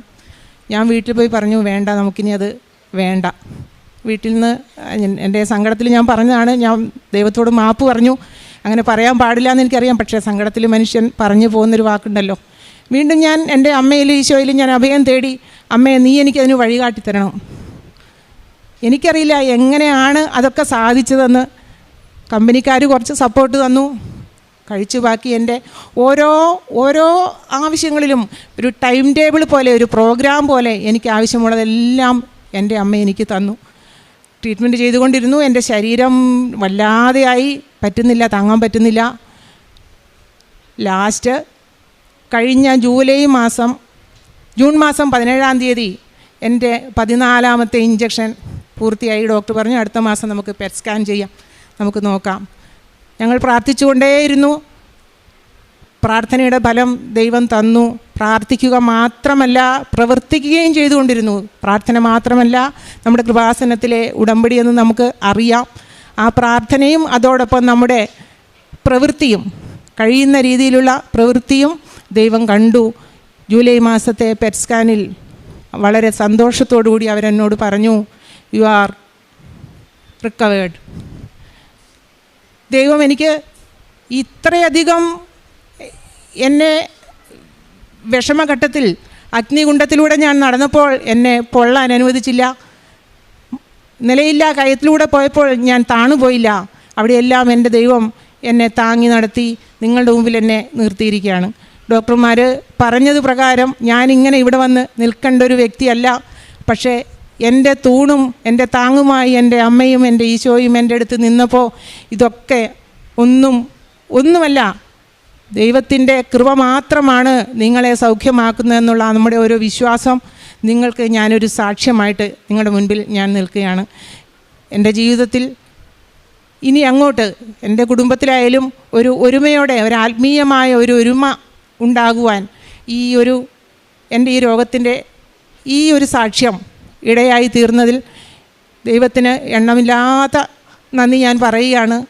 അതേ സമയത്ത് തന്നെ എൻ്റെ ഈ ട്രീറ്റ്മെൻറ്റ് നടക്കുന്ന ഈ സമയത്ത് എൻ്റെ മകൻ ഈ കാര്യം അറിഞ്ഞിരുന്നില്ല. കാരണം ഞാൻ അവനോട് പറഞ്ഞു കഴിഞ്ഞാൽ അവൻ പഠിക്കാൻ പോയതാണ്. അപ്പോൾ അവന് വിഷമാവും, ആ ഭാരവും കൂടെ താങ്ങാൻ എനിക്കാവില്ല. ഞാൻ അമ്മയോട് പറഞ്ഞു, അമ്മേ, രോഗമില്ലാത്ത ഒരമ്മ അവൻ തിരിച്ചു വരുമ്പോൾ എനിക്കുണ്ടായ ഈ അവസ്ഥയെക്കുറിച്ച് എനിക്ക് പറയാൻ നീ എനിക്ക് ഇടവരുത്തണം. അങ്ങനെ കഴിഞ്ഞ ആഴ്ച ഇവൻ UK നിന്ന് തിരിച്ചു വന്നപ്പോൾ ഞാൻ അവനോട് പറഞ്ഞു, അമ്മേ, ദൈവത്തിന് നന്ദി പറയും മോനെ. അമ്മയെ നന്ദി പറയുന്നുണ്ടല്ലോ. ഞാൻ പറഞ്ഞു, അതുപോരാ, നിൻ്റെ അമ്മയെ നിനക്ക് തിരിച്ചു തന്നതിന് നീ ദൈവത്തോട് നന്ദി പറയണം എന്ന് പറഞ്ഞ് അങ്ങനെ എൻ്റെ മകൻ ഈ 2.5 വർഷത്തിനിടയിൽ എൻ്റെ മകൻ ഇപ്പോഴാണ് ഈ കാര്യം അറിയുന്നത്. കാരണം അവന് ഞങ്ങളെ കണ്ട് സംസാരിക്കുന്നത് സങ്കടമായതുകൊണ്ട് അവൻ കണ്ട് സംസാരിക്കാറുണ്ടായിരുന്നില്ല. അങ്ങനെ നിങ്ങൾക്കെല്ലാവർക്കും മറ്റുള്ളവരുടെ വിശ്വാസത്തിൻ്റെ കാര്യത്തിൽ അല്ലെങ്കിൽ ദൈവത്തിൻ്റെ കൃപയുടെ കാര്യത്തിൽ ഒരു സാക്ഷി, ഇങ്ങനെ ഒരാൾ ഉണ്ടെന്ന് മറ്റുള്ളവരോട് ധൈര്യപൂർവ്വം പറയാൻ ഞാനെന്ന ഈ വ്യക്തി നിങ്ങളുടെ മുമ്പിലുണ്ട്. അത്രേ എൻ്റെ ആഗ്രഹമുള്ളൂ. ഇനിയുള്ള ജീവിതം എന്തും ആയിക്കൊള്ളട്ടെ, നമ്മുടെ ദൈവത്തോടൊപ്പം വിശ്വസ്തയോടുകൂടി കൃപ ചൊരിയുന്ന ആ വലിയ കാരുണ്യത്തിൻ്റെ മുൻപിൽ ജീവിച്ചു പോയി നിത്യതയിൽ എത്തിച്ചേരുക എന്നുള്ള ആ ഒരു വലിയ പ്രത്യാശ നമ്മുടെ എല്ലാവരുടെ ഇടയിൽ ഉണ്ടാകണം. അത് എനിക്ക് എൻ്റെ കുടുംബത്തിനും ലഭ്യമാകണം എന്നാണ് എൻ്റെ ഏറ്റവും വലിയ ഒരു ആഗ്രഹം. ഞാൻ പ്രേക്ഷിത പ്രവർത്തനം നടത്താറുള്ളത് ഞാൻ വളരെയധികം തീരെ വയ്യാതെ കിടന്ന അവസ്ഥയിലാണെങ്കിലും എന്നെക്കൊണ്ട് പറ്റുന്ന രീതിയിൽ എൻ്റെ അടുത്ത് എത്തിച്ചേരുന്ന ആളുകളുടെ കൈകളിൽ ഞാൻ പത്രം കൊടുക്കാറുണ്ട്. അച്ഛൻ്റെ ധ്യാനം പിന്നെ എനിക്ക് അച്ഛൻ്റെ ധ്യാനം കേൾക്കാതിരിക്കാൻ വയ്യാത്ത ഒരവസ്ഥയാണ്. അത് കേട്ടില്ലെങ്കിൽ എനിക്ക് വല്ലാതെ ആയിപ്പോവും. പിന്നെ ചിലപ്പോൾ ഞാനൊരു ദിവസം നമ്മുടെ പ്രിയപ്പെട്ട നമ്മുടെ നല്ലിടയനായ നമ്മുടെ അച്ഛനെ ഞാൻ സ്വപ്നം കണ്ടു. അച്ഛൻ എൻ്റെ മുൻപിലെ മേശയുടെ അപ്പുറത്തും ഞാൻ ഇപ്പുറത്തും ഇരുന്ന് സംസാരിക്കുകയാണ്. എന്താണ് സംസാരിച്ചതെന്ന് എനിക്കറിയില്ല. ഞാൻ മാതാവിനോട് പറയായിരുന്നു, അമ്മേ, നീ എനിക്കൊരു അടയാളം കാണിച്ചു തരൂ, എന്താണെന്ന് എനിക്ക് പറയാൻ പറ്റുന്നില്ല, എന്താണ് എൻ്റെ അവസ്ഥയെന്ന് എനിക്കറിയില്ല. അതിൻ്റെ ആ സമയത്താണ് അച്ഛനെ ഞാൻ കണ്ടത്. പിന്നെ എനിക്ക് മനസ്സിലായി അച്ഛൻ എന്നോട് എന്താണ് സംസാരിച്ചതെന്ന് അറിയില്ലെങ്കിലും അച്ഛൻ നമ്മളോട് നമ്മുടെ മാതാവിനെക്കുറിച്ചും ഈശോയെക്കുറിച്ചുമാണ് പറഞ്ഞതെന്ന് ഞാൻ വിശ്വസിക്കുന്നു. അങ്ങനെ അനേകം ചെറിയ സുഗന്ധ പിന്നെ നമ്മുടെ മുല്ലപ്പൂവിൻ്റെ മണം അതൊക്കെ മറ്റുള്ളവർ പറയുമ്പോൾ ഞാൻ വിചാരിക്കും ഇതൊക്കെ എന്താ ഇവരിങ്ങനെ പറഞ്ഞത്. പക്ഷേ അത് അനുഭവിച്ചപ്പോഴാണ് ഇതൊക്കെ പറഞ്ഞത് സത്യമാണെന്ന് നമുക്ക് മനസ്സിലാകുന്നത്. അപ്പോൾ ഏറ്റവും നിങ്ങളുടെ മുൻപിൽ ഈ അത്യധികം പൊള്ളുന്ന തീച്ചകളിലൂടെ നടന്ന ഈ ഞാൻ നിങ്ങളുടെ മുമ്പിൽ നിൽക്കുന്നത് അത്രയധികം നമ്മുടെ ദൈവത്തിൻ്റെ വിശ്വസ്തനായ, നമ്മളോട് വിശ്വസ്തത കാണിക്കുന്ന, നമ്മൾ വിശ്വസ്തത കാണിച്ചില്ലെങ്കിലും നമ്മളോട് ആ വാക്ക് പാലിക്കുന്ന ദൈവത്തിൻ്റെ മുൻപിലാണ് നമ്മൾ നിൽക്കുന്നതെന്ന് നീ എൻ്റെ മുൻപിൽ നിൽക്കുന്ന ഓരോ ആളും വിശ്വസിച്ച് കഴിഞ്ഞാൽ നമ്മൾ ദൈവത്തിൻ്റെ മഹത്വം കാണുക തന്നെ ചെയ്യും. എൻ്റെ ഈ മോന് UK ആദ്യം അഡ്മിഷൻ കിട്ടാൻ കുറച്ച് വിഷമങ്ങളുണ്ടായിരുന്നു. പക്ഷെ അവിടെ പോയി അവൻ വിദ്യാഭ്യാസം പൂർത്തിയാക്കി നല്ല മാർക്കോടുകൂടി തിരിച്ചു വന്ന സർട്ടിഫിക്കറ്റ് ഞങ്ങളുടെ കയ്യിൽ കൊണ്ട് തന്നിരിക്കുകയാണ്. എൻ്റെ മറ്റേ മകൻ, അവനാണ് ഈ വേദനകൾ മുഴുവനും ഞങ്ങളുടെ കൂടെ നിന്ന് താങ്ങിയത്. അപ്പോൾ അവൻ ഇവിടെ വന്ന് സാക്ഷ്യം പറഞ്ഞുകൊള്ളും. അവന് കിട്ടിയൊരു വലിയൊരു സാക്ഷ്യമുണ്ട്. അത് അവൻ ഇപ്പോൾ നാട്ടിലില്ലാത്തത് കൊണ്ട് അവൻ ഇനി വന്ന് സാക്ഷ്യം പറഞ്ഞുകൊള്ളും. കൂടാതെ ഞാൻ അശരണരായ ആളുകൾക്കും പിന്നെ അനാഥാലയങ്ങളിലൊക്കെ എൻ്റെ ആ പരിധിക്കുള്ളിൽ നിന്നുകൊണ്ട് മുൻപേ ചെയ്യാറുണ്ടെങ്കിലും ഇന്ന് ഞാൻ ചെയ്യുന്നത് ദൈവനാമത്തിലാണ്. അങ്ങനെ ചെയ്യാറുണ്ട്. അവരെ കാണുമ്പോൾ അവരുടെ കണ്ണുകളിലെ ആ വേദന എന്താണെന്ന് തിരിച്ചറിയാനുള്ളൊരു കഴിവ് ഈ രോഗാവസ്ഥയിലൂടെ കടന്നുപോയപ്പോൾ എനിക്ക് ലഭിച്ചു. ഇതെന്നും ഇങ്ങനെ തന്നെ നിലനിൽക്കണമേ, ഈ ഒരു ദൈവത്തിൻ്റെ സ്നേഹത്തിൽ ഞാൻ എപ്പോഴും ജീവിക്കണം എന്നാണ് എൻ്റെ ആഗ്രഹം. പിന്നെ എൻ്റെ ചേട്ടൻ, എൻ്റെ ഭർത്താവ്, എൻ്റെ അസുഖമായ അന്ന് മുതൽ ഇന്ന് വരെ എന്നെ ചേർത്ത് നിർത്തുന്ന, നമ്മൾ പറയാറില്ലേ, ദൈവം സ്നേഹത്തിൻ്റെ രൂപത്തിൽ എന്നെ ചേർത്ത് നിർത്തിക്കൊണ്ട് ഇവിടെ വരെ കൈപിടിച്ച് കൊണ്ടുവന്ന് എൻ്റെ ചുറ്റും ദൂതന്മാരെ അയച്ച് തന്നുകൊണ്ട് എന്നെ ദൈവം ബലപ്പെടുത്തി. ദൈവനാമത്തിന് പറഞ്ഞാൽ തീരാത്തത്രയും നന്ദിയും സ്തുതിയും സ്തോത്രവും കരയേറ്റുന്നു. ഇനിയും ഇത്തരത്തിൽ സാക്ഷ്യങ്ങൾ പറയാൻ ദൈവം ഞങ്ങളെ സഹായിക്കട്ടെ എന്ന് എല്ലാവരും പ്രാർത്ഥിക്കണമെന്ന് അവരെ അപേക്ഷിക്കുന്നു. നിങ്ങൾക്ക് വേണ്ടി, നിങ്ങൾ ഓരോരുത്തർക്ക് വേണ്ടിയും. പിന്നെ നമ്മുടെ കൃപാസനത്തിലെ അമ്മയുടെ മക്കളാണ് നമ്മൾ ഓരോരുത്തരും തമ്മിൽ കാണുമ്പോൾ ഒരു പുഞ്ചിരി നമുക്ക് പുഞ്ചിരിക്കുന്നതിന് ഒരു മടി ഉണ്ടാകരുത്. കാരണം അമ്മയുടെ അടുത്ത് വരുന്ന നമ്മളെല്ലാവരും പുഞ്ചിരിയോടുകൂടി സ്വീകരിക്കുമ്പോൾ മറ്റുള്ളവരുടെ കഴുത്തിലെ കാശ് രൂപം കാണുമ്പോൾ എനിക്ക് ഒത്തിരി സന്തോഷം വരും. കാരണം അവരും അമ്മയുടെ മകളാണല്ലോ അല്ലെ മകനാണല്ലോ. അങ്ങനെ നമുക്ക് ഓരോരുത്തർക്കും പറയാൻ കഴിഞ്ഞാൽ തന്നെ നമ്മൾ വിജയിച്ചു. നമ്മുടെ അമ്മയുടെ ഉദ്ദേശം, പ്രത്യക്ഷീകരണത്തിൻ്റെ ആ സാക്ഷ്യം നമുക്ക് ലോകത്തെ അങ്ങേയറ്റത്തോളം എത്തിക്കാൻ നമുക്ക് സാധിക്കും. ഇതാണ് എനിക്ക് പറയാനുള്ളത്. ദൈവനാമത്തിന് ഒരുപാട് മഹത്വം ഉണ്ടാവട്ടെ. അമ്മയ്ക്കും ഈശോയ്ക്കും നന്ദി പറഞ്ഞുകൊണ്ട് സാക്ഷ്യം പറയാനും അനുഗ്രഹം ചെയ്തതിനും പ്രത്യേകമായി നന്ദി പറയുന്നു. ഞാൻ ഡോക്ടർ ഗ്രേസി, അബുദാബിയിൽ 34 വർഷമായി സ്വന്തമായി ഞങ്ങൾക്ക് മെഡിക്കൽ സെൻ്ററുണ്ട്, വർക്ക് ചെയ്യുകയാണ്. എൻ്റെ ഹസ്ബൻഡ് ഡോക്ടർ ജോസഫ്. ഞാൻ ജനുവരി 11 തീയതി എൻ്റെ സ്കൂൾ 10th സ്റ്റാൻഡേർഡിൻ്റെ ഗെറ്റ് ടുഗദർ ഉണ്ടായിരുന്നു. അതിന് വേണ്ടിയിട്ട് ഞാൻ വന്നു കഴിഞ്ഞ് എൻ്റെ വീട് കോടഞ്ചേരിയാണ്. കോടഞ്ചേരിയിൽ അവിടെ മാതാവ്, ഞാൻ കുഞ്ഞായിരിക്കുമ്പോൾ മുതലേ 3 വയസ്സ് മുതൽ മുട്ടിൽ നിന്ന് കൊന്ത ചെല്ലുന്ന ഒരാളാണ്. അപ്പോൾ ഞാൻ എപ്പോൾ പോയാലും കോടഞ്ചേരിയിൽ പോയി മാതാവിൻ്റെ അടുത്ത് കുറേ വർത്തമാനമൊക്കെ പറഞ്ഞിട്ടാണ് വരിക. അപ്പോൾ ഞാൻ ഈ പ്രാവശ്യം പോയി കാറ് പാർക്ക് ചെയ്ത് മാതാവിൻ്റെ അടുത്ത് പോയി കുറേ വർത്തമാനം പറഞ്ഞു. തിരിച്ച് ഞാൻ വരുമ്പോൾ എൻ്റെ കാറ് നീല കാറായിരുന്നു. ആ കാറിൻ്റെ മുകളിൽ മുഴുവനും ഇലഞ്ഞി പൂക്കൾ വിതറി കിടക്കുന്നു.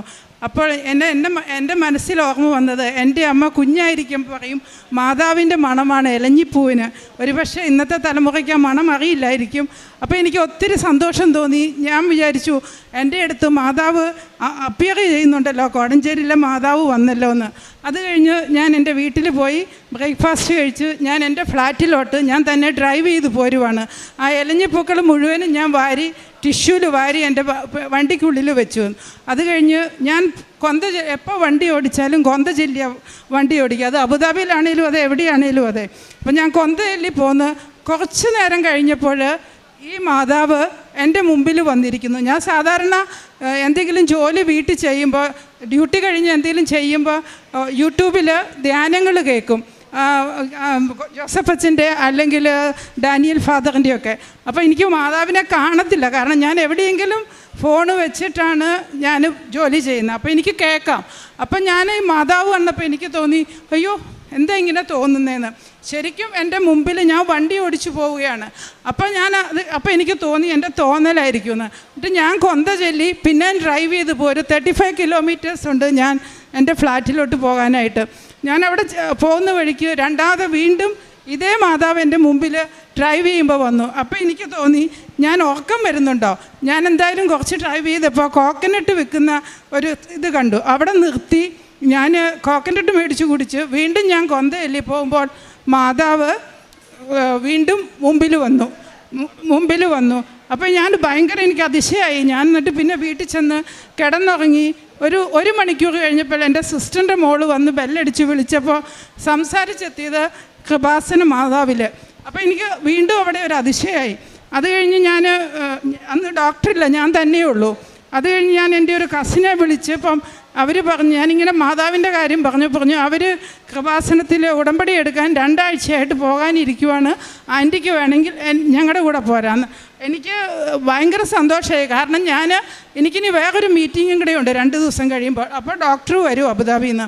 അപ്പം ഞാൻ ഈ 2 ദിവസത്തിനുള്ളിൽ എൻ്റെ കൈക്ക് ചെറിയ കോവിഡ് കഴിഞ്ഞപ്പോൾ ആർത്രൈറ്റിസ് ഉണ്ട്. അപ്പോൾ ഞാൻ തീരുമാനമായിട്ട് ബുക്ക് ചെയ്തേക്കുക. അപ്പോൾ അത് എൻ്റെ ബർത്ത്ഡേയുടെ ദിവസം, അതിൻ്റെ അടുത്ത ദിവസമാണ് ജനുവരി 13th. ഞാൻ അവിടുന്ന് പിന്നെ അതൊക്കെ ക്യാൻസൽ ചെയ്ത് ഞാൻ അവരുടെ കൂടെ ഇവിടെ കൃപാസനത്തിൽ 14th ഏർലി മോർണിംഗിൽ ഇവിടെ എത്തി.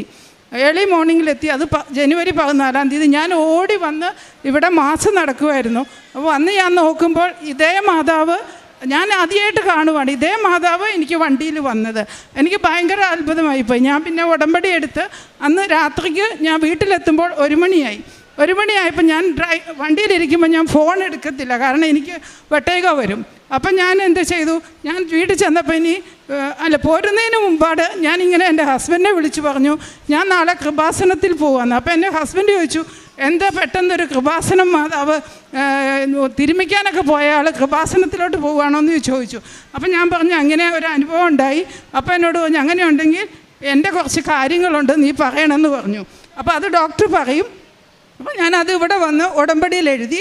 പിന്നെ ഞാൻ എപ്പോഴും എൻ്റെ മോന് വിശ്വാസത്തിലോട്ട് വരണം എന്നുള്ളതാണ് എപ്പോഴും പ്രാർത്ഥിക്കാറുള്ളത്. അപ്പോൾ അതുമെല്ലാം ഉടമ്പടി എഴുതി. ഞാൻ വീട്ടിൽ ചെന്ന് ഞാൻ ഫോൺ എടുക്കുമ്പോൾ ഡോക്ടറിൻ്റെ പെങ്ങളുടെ മകൻ്റെ ഭാര്യ സൺഡേ അവിടെ പള്ളിയിൽ കുർബാനയ്ക്ക് ഇരിക്കുമ്പോൾ എനിക്ക് മാതാവ് വന്ന അതേ സമയത്ത് ആ മോക്ക് ഇങ്ങനെ കാണുവാണ്, എന്നെയും ജോസഫച്ചനെയും കൃപാസന മാതാവിനെയും. ആ കുർബാന മുഴുവൻ ടൈമിലും ഞങ്ങളെ 3 നേരം കാണുന്നു. അപ്പോൾ എനിക്ക് മെസ്സേജ് ഇട്ടിരിക്കുന്നു, ഇങ്ങനെ ആൻറ്റി ഇന്ന് നാട്ടിൽ പോകുമ്പോൾ, ഞാൻ നാട്ടിലുള്ളതെന്ന് അവർക്ക് അറിയത്തില്ല, കാരണം ഞാനൊരു ഷോർട്ട് മീറ്റിങ്ങിന് വന്നതാണ്. അപ്പോൾ ആൻറ്റി ചെന്ന് കഴിഞ്ഞാൽ എപ്പോഴെങ്കിലും നാട്ടിൽ പോകുമ്പോൾ കൃപാസന മാതാവിനെ പോയി കാണുന്നു. എനിക്ക് ഭയങ്കര അത്ഭുതമായിപ്പോയി. ഞാൻ പറഞ്ഞു, ഷാജി ഇത് ഭയങ്കര കോയിൻസിഡൻസ് ആണല്ലോ, ഞാനിപ്പം വന്ന് കയറിയിട്ടേ ഉള്ളൂ അവിടെ പോയെന്ന്. അതിനുശേഷം ഞാൻ പിറ്റേ ദിവസം തന്നെ പിറ്റേ ദിവസം മീറ്റിങ്ങിന് ഞങ്ങൾ ഷൊർണൂർ വെച്ചായിരുന്നു മീറ്റിംഗ്. അന്നും അവിടെ ചെന്ന പിറ്റേ ദിവസം മുതൽ മാതാവ് ഡോക്ടർ പറഞ്ഞ കാര്യത്തിൽ ഇടപെടാൻ തുടങ്ങി. അത് ഡോക്ടർ പറയും സമയ ചുരുക്കം കൊണ്ട്. അത് കഴിഞ്ഞ് ഞാൻ 20th തിരിച്ച് അബുദാബി പോയി. ഞാൻ എൻ്റെ മെഡിക്കൽ സെൻറ്ററിൽ നിന്ന് വീട്ടിലോട്ട് ഡ്രൈവ് ചെയ്ത് പോവുകയാണ്. അത് ഇപ്പം പറയുന്നത് സ്വപ്നത്തിൽ കണ്ടതാണ്. അപ്പോൾ സ്വപ്നത്തിൽ കണ്ടപ്പോൾ മാതാവ്, ഞാൻ ഡ്രൈവ് ചെയ്യുമ്പോൾ മുമ്പിൽ ഒരാളിരിക്കുന്നു, പുറയിൽ ഒരാളിരിക്കുന്നു. അപ്പോൾ കുറച്ച് കഴിഞ്ഞപ്പോൾ പുറയിലിരിക്കുന്ന ആൾ പറഞ്ഞു എനിക്ക് ഇറങ്ങണമെന്ന്. ഞാനപ്പം വേഗം വണ്ടി നിർത്തി.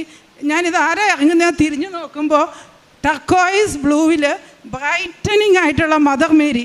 ഞാൻ ഉടനെ പറഞ്ഞു, അയ്യോ ഇത് മാതാവായിരുന്നോ എന്ന് പറഞ്ഞ് ഞാൻ അത്ഭുതത്തോടെ ഇരുന്നു. അത് കഴിഞ്ഞ് എനിക്ക് ഭയങ്കര സന്തോഷം. ഞാൻ പിന്നെ ഉറങ്ങി എണീറ്റു. പിന്നെ എൻ്റെ സംശയം, അപ്പോൾ മാതാവ് വന്നു. ഇനി വണ്ടിയുടെ കാര്യങ്ങളൊക്കെ അത് ബിസിനസ്സായിട്ടുള്ള കാര്യമാണ്, ഡോക്ടർ പറയുമ്പോൾ മനസ്സിലാവും നിങ്ങൾക്ക്. അപ്പോൾ വണ്ടിയിൽ മാതാവ് വന്നു, സഞ്ചരിക്കുന്ന മാതാവ് വന്നു. ഇനി കാര്യങ്ങളെല്ലാം റെഡിയാണെന്ന് എനിക്ക് മനസ്സിലായി. അത് കഴിഞ്ഞ് ഞാൻ മാതാവിനോട് ചോദിച്ചു, മാതാവ് എന്ത് എൻ്റെ വീട് വരെ വരാഞ്ഞ്, വീട്ടിലെന്തെങ്കിലും കുഴപ്പമുണ്ടോ, അതാണോ മാതാവ് വരഞ്ഞ്. അങ്ങനെ ഞാൻ പിറ്റേ ദിവസം കിടക്കുമ്പോൾ മാതാവുണ്ട് മുമ്പിൽ വന്ന് നിന്നു. അപ്പോൾ എനിക്ക് പെട്ടെന്ന് ഭയങ്കര സന്തോഷമായി. ഞാൻ ചാടി എണീറ്റ് എനിക്ക് ഭയങ്കര സന്തോഷമായി, മാതാവ് വീട്ടിൽ വന്നല്ലോ എന്ന്. അപ്പോൾ ഞാൻ താഴെ ചെന്ന് മുകളിലാണ് കിടക്കുന്നത്, താഴെ ചെന്ന് നോക്കുമ്പോൾ എൻ്റെ മുമ്പിൽ വന്ന മാതാവ് 2 വർഷം മുമ്പ് എൻ്റെ വീട്ടിൽ ഒരു ഡോക്ടർ മാധവൻ വന്നപ്പോൾ എനിക്ക് ശക്തിയുള്ള മാതാവാണെന്നും പറഞ്ഞ് ഈ കൃപാസനത്തിലെ മാതാവ് തന്നത്. എനിക്കറിയില്ലായിരുന്നു അത് കൃപാസനത്തിലെ മാതാവാണെന്ന്. ഞാൻ നോക്കുമ്പോൾ എൻ്റെ മുമ്പിൽ വന്ന അതേ മാതാവ് എൻ്റെ കിച്ചൻ്റെ ഡൈനിങ് ടേബിളിൽ നടുക്കുണ്ട്. എനിക്കത് അറിയില്ലായിരുന്നു ഈ മാതാവ് കൃപാസനത്തിലെ മാതാവാന്ന്. അങ്ങനെ അതൊരു അത്ഭുതം. അത് കഴിഞ്ഞ് ഞാൻ മാതാവിനോട് ചോദിച്ചു, മാതാവിൻ്റെ കൂടെ മുമ്പിലിരുന്ന ആരാ? അപ്പോൾ എൻ്റെ മനസ്സിൽ പറയുക, എൻ്റെ കൂടെ ആരാവും ഉണ്ടാവുക, എൻ്റെ പുത്രൻ. അങ്ങനെ ഭയങ്കര എനിക്ക് ഒത്തിരി അത്ഭുതങ്ങൾ വന്നു. പിന്നെ ഇത് വന്നത് സ്വപ്നത്തിലൊരു 14-ാം തീയതി കാണിക്കുവാണ്. അതിന് ശേഷമുള്ള എല്ലാ 14-ാം തീയതിയും ഓരോരോ അത്ഭുതങ്ങളായി. ഉടമ്പടിയിൽ വെച്ച എല്ലാ കാര്യങ്ങളും ഉടമ്പടിയിൽ വെക്കാത്ത ഒരു വലിയ അത്ഭുതവും ഈ സെപ്റ്റംബർ 14-ാം തീയതി നടന്നു. ആ സെപ്റ്റംബർ 14-ാം തീയതി പറഞ്ഞ് നടന്നിട്ട് ബാക്കിയുള്ള ഞാൻ ഡോക്ടർക്ക് കൊടുക്കാം സമയ ചുരുക്കം കൊണ്ട്. ഞാൻ സൺഡേ ആയിരുന്നു, ഞാൻ ഡ്യൂട്ടി കഴിഞ്ഞിട്ട് പള്ളിയിൽ പോകുമായിരുന്നു. അപ്പം അബുദാബിയിൽ നിങ്ങൾക്കറിയാമല്ലോ വലിയ റോഡുകളായിരിക്കും. അപ്പോൾ ഞാൻ ഡ്രൈവ് ചെയ്ത് പോകുമ്പോൾ ഒരു ഗിവേ കൂടെ പോവുകയാണ്. ഗിവേന്ന് ഇറങ്ങുമ്പോൾ വണ്ടി സ്ലോയിലാണ് പോകുന്നത്. അപ്പോൾ പെട്ടെന്നൊരു സൗണ്ട് കേട്ടു. അപ്പോൾ സൗണ്ട് കേട്ടപ്പം ഞാൻ നോക്കുമ്പോൾ ഒരു ഡെലിവറി ബോയ് റോഡിൽ തെറിച്ച് കിടക്കുന്നു. ഞാൻ വേഗം വണ്ടി ഹസാർഡിലിട്ടിട്ട് ഞാൻ ഓടിച്ചെന്നു. അയാൾ കടിയൊക്കെ റെസ്റ്റ് അടിച്ച് കംപ്ലീറ്റ് ആയിട്ട് ഡെഡായിട്ട് കിടക്കുക. ഞാൻ വേഗം അവിടെ മുട്ടുകുത്തി നിന്ന് എൻ്റെ ഈശോയെ ടേക്ക് മൈ ലൈഫ്, കൃപാസന മാതാവേ take my life, give to him എന്ന് പറഞ്ഞ് ഞാൻ കാർഡിയാക് മസാജ് കൊടുത്തു. 5 മാസം ഇത് ചെയ്ത് കഴിഞ്ഞിട്ടും അനങ്ങിയില്ല. 6ാമത്തെ ചെയ്യുമ്പോൾ അയാളൊന്ന് തലയനക്കി. എനിക്ക് മനസ്സിലായി മാതാവ് അവിടെ ഇടപെട്ട് ജീവൻ കൊടുത്തു എന്ന്. അതൊരു ഭയങ്കര അത്ഭുതമായിപ്പോയി. അത് കഴിഞ്ഞ ശേഷം പിന്നെ ഞാൻ കണ്ടിന്യൂസ് ആയിട്ട്, എന്നാലും ഹാർട്ട് ബീറ്റ് വന്നില്ല, പക്ഷേ ആളൊന്നും അനങ്ങിയതേ ഉള്ളൂ. പിന്നെ വീണ്ടും കാർഡിയാക് മസാജ് ചെയ്തു. അപ്പോഴേക്കും പോലീസൊക്കെ എത്തി. 10 ബീറ്റ് കൊടുത്തപ്പോഴേക്കും എനിക്ക് കയ്യിൽ ഹാർട്ട് ബീറ്റ് ഫീൽ ചെയ്യാൻ തുടങ്ങി, കഴുത്തേൽ ഫീൽ ചെയ്യാൻ തുടങ്ങി, പൾസ് ചെയ്തു. പിന്നെ 10 മിനിറ്റോളം അയാൾ അൺകോൺഷ്യസ് ആയിരുന്നു. പിന്നെ പോലീസ് വന്ന് എല്ലാവരും വന്നു. അത് കഴിഞ്ഞിട്ട് അവിടെ നിങ്ങൾക്കറിയാമല്ലോ വണ്ടി ആർക്ക് തട്ടിയതോ എന്ത് തട്ടിയല്ലോ, പേഷ്യൻ്റ് മരിച്ചു കഴിഞ്ഞാൽ നമ്മൾ അതിനോട് അസോസിയേറ്റ് ആൾക്കാരെയും പിടിച്ചുകൊണ്ട് പോകും. അപ്പോൾ എനിക്ക് അവരെന്നോട് വന്നപ്പോൾ ചോദിച്ചു ഈ ഡോക്ടറിന് ചോദിച്ചു. അപ്പോൾ ആണെന്ന് പറഞ്ഞ് ഞാൻ പിന്നെ കൊടുത്തു. 10 മിനിറ്റ് എടുത്തു, അയാൾ കോൺഷ്യസായി. അയാൾ അത് കഴിഞ്ഞ് ആംബുലൻസ് എല്ലാം വന്നപ്പോൾ എണീറ്റിരുന്നിട്ട് അയാൾ ചോദിക്കുകയാണ് എനിക്ക് എന്താ പറ്റിയെന്ന്. അയാൾക്ക് അറിയത്തില്ല എന്താ പറ്റിയെന്ന്. അങ്ങനെ ഒരു വലിയൊരു അത്ഭുതം. എല്ലാ 14-ാം തീയതി ഞാനിവിടുന്ന് ഉടമ്പടി എടുത്തു പോയാൽ എല്ലാ 14-ാം തീയതി ഓരോ അത്ഭുതമുണ്ട്. ഇന്ന് ഏറ്റവും ലാസ്റ്റ് നടന്നത് ഈ 14-ാം തീയതി. ഒത്തിരി പറയാനുണ്ട്, മാതാവ് വന്നതും എല്ലാം. പിന്നെ ഞാൻ ഇവിടുന്ന് ജനുവരിയിൽ പോയതിന് ശേഷം ഞാൻ പൊതുവേ കുറച്ച് ഡ്രസ്സ് വാങ്ങിക്കും. ഇവിടെ വന്നു കഴിഞ്ഞാൽ കുറച്ച് മേക്കപ്പ് സാധനങ്ങളൊക്കെ അങ്ങനെ മേടിക്കുന്ന ഒരാളാണ്. അപ്പോൾ അതിന് ശേഷം ഒരൊറ്റ ഡ്രസ്സും, കാരണം ഇഷ്ടംപോലെ ഡ്രസ്സുണ്ട്, അതൊന്നും മേടിക്കത്തില്ല. ഒരു മേക്കപ്പ് സാധനങ്ങൾ മേടിക്കുക. ആ പൈസയെല്ലാം പ്രേക്ഷിത വേലയ്ക്ക് വേണ്ടിയിട്ട് മാറ്റിവെച്ചു. പിന്നെ ഞാൻ ഒരു ദിവസം എന്നും പണ്ട് മുതലേ ഫാസ്റ്റിംഗ് എടുക്കുന്ന ആളാണ്, വെള്ളിയാഴ്ച. കാരണം ഞാൻ 3 വയസ്സ് മുതൽ മുട്ട നിന്ന് പ്രാർത്ഥിക്കുന്നത്. ഇപ്പോഴും ഞാൻ മുട്ട നിന്നേ കൊന്ത ചെല്ലത്തുള്ളൂ. അത് വീട്ടിൽ നിന്ന് കിട്ടിയിരിക്കുന്ന ആ ഒരിതാണ്. അത് കഴിഞ്ഞ് ഞാൻ പിന്നെ ചെയ്യുന്ന പ്രേക്ഷിത വേല എന്ന് വെച്ചിട്ടുണ്ടെങ്കിൽ 3 ദിവസം സാക്രിഫൈസ് എടുക്കുക. അതായത് 3 ദിവസം ഞങ്ങൾ രാവിലെ വർക്ക് ചെയ്യാൻ പോയാൽ രാത്രി 11-11:30 വീട്ടിലെത്തുമ്പോൾ. ഉച്ചയ്ക്ക് ഗ്യാപ്പ് ഉണ്ടെങ്കിലും നമുക്കൊന്നും ചെയ്യാൻ പറ്റില്ല, ഉറങ്ങുകയുള്ളൂ. അപ്പോൾ അതിന് ശേഷം വന്നാണേലും ഞങ്ങൾ പ്രാർത്ഥിച്ച് ഞങ്ങൾ ഇവിടെ വന്നതിന് ശേഷം ഉടമ്പടി പ്രാർത്ഥനയെടുത്ത് കിടക്കാറുള്ളത്. അപ്പം ഇത്രയും കാലമായിട്ട് എല്ലാ 3 ദിവസം ആഴ്ചയിൽ ഫാസ്റ്റിംഗ് എടുക്കും. ഒരു നേരം മാത്രം ഭക്ഷണം കഴിച്ചിട്ട് ആ പൈസ മുഴുവൻ മാറ്റിവെച്ചു. പിന്നെ ഓരോ മാസവും 1000 ദിർഹം എന്ന് വെച്ചാൽ എത്രയാണോ അത്ര 1000 ദിർഹം മാറ്റി വെച്ചിട്ടുണ്ട്. അത് മുഴുവൻ ഞാൻ കൊടുക്കും. എൻ്റെ വ്യത്യാസം എന്തെന്ന് വെച്ചിട്ടുണ്ടെങ്കിൽ ഞാൻ പണ്ട് ആര് ചോദിച്ചു വന്നാലും സഹായം ചെയ്യുമായിരുന്നു. ഇപ്പോൾ ആരും ചോദിക്കാതെ അങ്ങോട്ട് പോയി ഞാൻ കൊടുക്കും. പിന്നെ ഞങ്ങളുടെ ക്ലിനിക്കിൽ ആരെങ്കിലും വന്നിട്ടുണ്ടെങ്കിൽ പൈസയില്ലെന്ന് പറഞ്ഞാൽ പൈസ എടുത്ത് ചെയ്യും. പിന്നെ രോഗികൾക്ക് എല്ലാവർക്കും എന്തെങ്കിലും ആവശ്യമുണ്ടെങ്കിൽ സഹായിക്കും. പിന്നെ ആർക്കൊക്കെ പള്ളിയിൽ കൊണ്ടുപോകണമെങ്കിൽ രാവിലെ എണീറ്റ് മാസിന് കൊണ്ടുപോകും. പിന്നെ വലിയൊരു അത്ഭുതം, ഞാൻ വന്ന് ഉടമ്പടി എടുത്തപ്പോൾ അതിനകത്ത് കുറേ കാര്യങ്ങൾ നമ്മളോട് ടിക്ക് ചെയ്യാൻ പറഞ്ഞിട്ടുണ്ടല്ലോ. അപ്പോൾ ഞാൻ ഫസ്റ്റ് ആൽക്കഹോൾ അത് ഞാൻ പിന്നെ ചെയ്യത്തില്ലാത്ത ആളാണ്, അത് ആവശ്യമില്ല. രണ്ടാമത്തെ പേപ്പർ. അപ്പോൾ പേപ്പർ ഞാൻ വിചാരിച്ചു എനിക്കിനി കൊടുക്കാൻ പറ്റത്തില്ല, ഞാനിനി എന്നാ വരുന്നതെന്ന്. അപ്പം ഞാനത് ടിക്ക് ചെയ്തില്ല. കിട്ടിയ 4 കെട്ട് പേപ്പറുമായിട്ട് ഞാൻ പോയി. ഞാൻ അവിടെ ചെന്ന് കുറച്ച് എൻ്റെ ക്ലിനിക്കിലെ സ്റ്റാഫിന് ഡിസ്ട്രിബ്യൂട്ട് ചെയ്തിട്ട് ഞാനവിടെ വെച്ചു. ഇനി ഇത് ആർക്ക് കൊടുക്കണം, പള്ളിയിൽ പോകുമ്പോൾ കൊടുക്കാം എന്ന് വിചാരിച്ച് വെച്ചിരുന്നപ്പോൾ ഒരു സിസ്റ്റർ വന്നു. ഞാൻ കുറേ ദിവസമായി ഡോക്ടറെ, എൻ്റെ കൊച്ചിന് തീരെ സുഖമില്ല, ഭയങ്കര പനി, ഇങ്ങനെ ഇതാണ്, കുറയുന്നില്ല, ഞാൻ ഡോക്ടർ വന്നപ്പോൾ ഒന്ന് കാണാം. അപ്പം ഞാൻ വേഗം കൃപാസനത്തിൽ കൊണ്ടുവന്ന പേപ്പർ എൻ്റെ ടേബിളിൽ തന്നെയുണ്ട്. ഞാൻ ഒരെണ്ണം എടുത്ത് പറഞ്ഞു ഇത് കൊണ്ടുവച്ച് പ്രാർത്ഥിക്കുക, എന്നിട്ട് നിങ്ങൾ പറയുമെന്ന് പറഞ്ഞു. മരുന്നും കൊടുത്തു കേട്ടോ, മരുന്ന് കൊടുത്തില്ല എന്നല്ല ഞാൻ പറയുന്നത്, മരുന്ന് കൊടുത്തിട്ട് ഞാൻ പ്രാർത്ഥിക്കുന്നത്. പിറ്റേ ദിവസം ഉച്ചയായപ്പോൾ സിസ്റ്റർ എന്നെ വിളിച്ചിട്ട് പറയുകയാണ് 2 ആഴ്ചയായിട്ട് എൻ്റെ കൊച്ചിന് പനിയായിരുന്നു, എൻ്റെ കൊച്ചിനിപ്പോൾ ഒരു പനിയുമില്ലയെന്ന്. പിന്നെ അതുപോലെ തന്നെ അപ്പോൾ ആ പേപ്പർ ഞാൻ 15 ദിവസം കൊണ്ട് ഞാനീ കൊണ്ടുപോയ 4 കെട്ട് പേപ്പറും തീർന്നു. ഒരു 10-40 കൺട്രീസിലുള്ള ആൾക്കാരുണ്ട് ഞങ്ങളുടെ പേഷ്യൻസായിട്ട്. ആഫ്രിക്കൻസ്, എത്യോപ്യൻസ്, മെക്സിക്കൻസ്, അർജൻറ്റീൻസ്, അങ്ങനെ എല്ലാം കൊടുക്കുമ്പോൾ ചിലരൊക്കെ ഞാനിങ്ങനെ പറയും, പേപ്പർ കളയാനാണെങ്കിൽ നിങ്ങൾ എടുക്കരുത്, ഇത് വിശുദ്ധ സ്ഥലത്തുനിന്ന് അച്ഛൻ വെഞ്ചരിച്ച പേപ്പറാണ്, പ്രാർത്ഥിച്ചു കൊണ്ടുപോവുക. എല്ലാവരും അധിക പേരും കരഞ്ഞാണ് വാങ്ങിക്കുന്നത്, മമ്മ മേരി എന്നും പറഞ്ഞ്. അതുപോലെ തന്നെ എനിക്ക് 15 ദിവസം കൊണ്ട് ഇത് കൊടുക്കാൻ പറ്റാവുന്ന എൻ്റെ പേപ്പർ മുഴുവൻ തീർന്നു. അപ്പം അമ്മ മാതാവ് മനസ്സിലായി എനിക്ക് ചെയ്യാൻ പറ്റുന്ന കാര്യമാണ്, ഞാൻ വെറുതെ ടിക്കിടാതെ പോയതാണ്. അതിനുശേഷം ഞാൻ ആരെങ്കിലും പറഞ്ഞ് ഇവിടുന്ന് ഇന്ന് വരെ ഞാൻ പോരുമ്പോൾ വരെ ഈ ബാഗിൽ ലാസ്റ്റ് പേപ്പർ ഉണ്ട്, അത് ഞാൻ വരുന്ന വഴിക്ക് എയർപോർട്ടിലാണെങ്കിലും കണ്ടാൽ കൊടുക്കാൻ വേണ്ടിയിട്ട് ഞാൻ വെച്ചതാണ്. അങ്ങനെ ഇന്ന് വരെ പേപ്പർ എന്നും ഇവിടുന്ന് ആരെങ്കിലുമായിട്ട് എനിക്ക് കൊണ്ടു തരുമായിരുന്നു. വലിയൊരു നമുക്ക് ചെയ്യാൻ പറ്റും എന്ന് മാതാവിന് മനസ്സിലായി. അപ്പോൾ അത് ചെയ്താൽ ഞാനിങ്ങനെ ഉഴപ്പി നടക്കാൻ പാടില്ല എന്ന് മാതാവും തീരുമാനിച്ചു. പിന്നെ എനിക്ക് കിട്ടുന്നത് വെച്ചാൽ ഭയങ്കരമായിട്ട് മാതാവ് കൂടെ നടക്കുന്നു, കൂടെ ഉണ്ട്, എന്തിനാണേലും കൂടെ ഉണ്ടെന്നുള്ള ആ ഒരു ഇതാണ്. പരിശുദ്ധ അമ്മ പ്രത്യക്ഷപ്പെട്ട ഈ കൃപാസനത്തിൽ വരുവാനും ഒരു സാക്ഷിയാകുവാനും ജോസഫ് അച്ഛൻ കഴിഞ്ഞ പ്രാവശ്യം ഞാൻ വന്നപ്പോൾ എന്നെ അനുഗ്രഹിച്ചു വിട്ടു. അതെല്ലാം ഒരു രീതിയിൽ സഫലീകരിച്ചു കൊണ്ടിരിക്കുന്നു. ഇങ്ങനെയൊരു കാര്യം ഞാനത് പറയാതെ പോയി കഴിഞ്ഞാൽ ഞാൻ ഈ അമ്മ മാതാവിനോടും ഈ സ്ഥാപനത്തോടും ചെയ്യുന്ന ഒരു വലിയ കുറ്റമായി എനിക്ക് തോന്നുന്നു.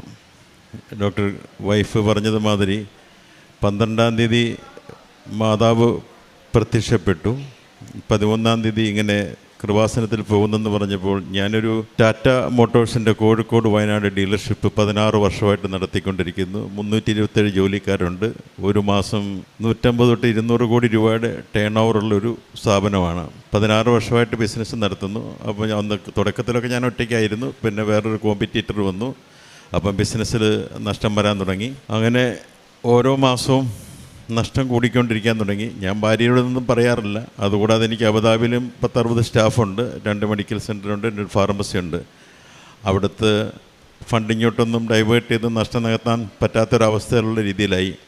അപ്പോൾ ഞാനിങ്ങനെ ഗ്രേസി പോകുന്നുണ്ടെന്ന് പറഞ്ഞപ്പോൾ നീ കൃപാസനത്തിലെ അമ്മയോട് ഒരു 36 കോടി രൂപയുടെ ഒരു ബാധ്യത നമ്മൾക്കിപ്പോൾ നിലവിലുണ്ട്, ഈ സ്ഥാപനം ഇപ്പോൾ അടച്ചു പൂട്ടിയാൽ.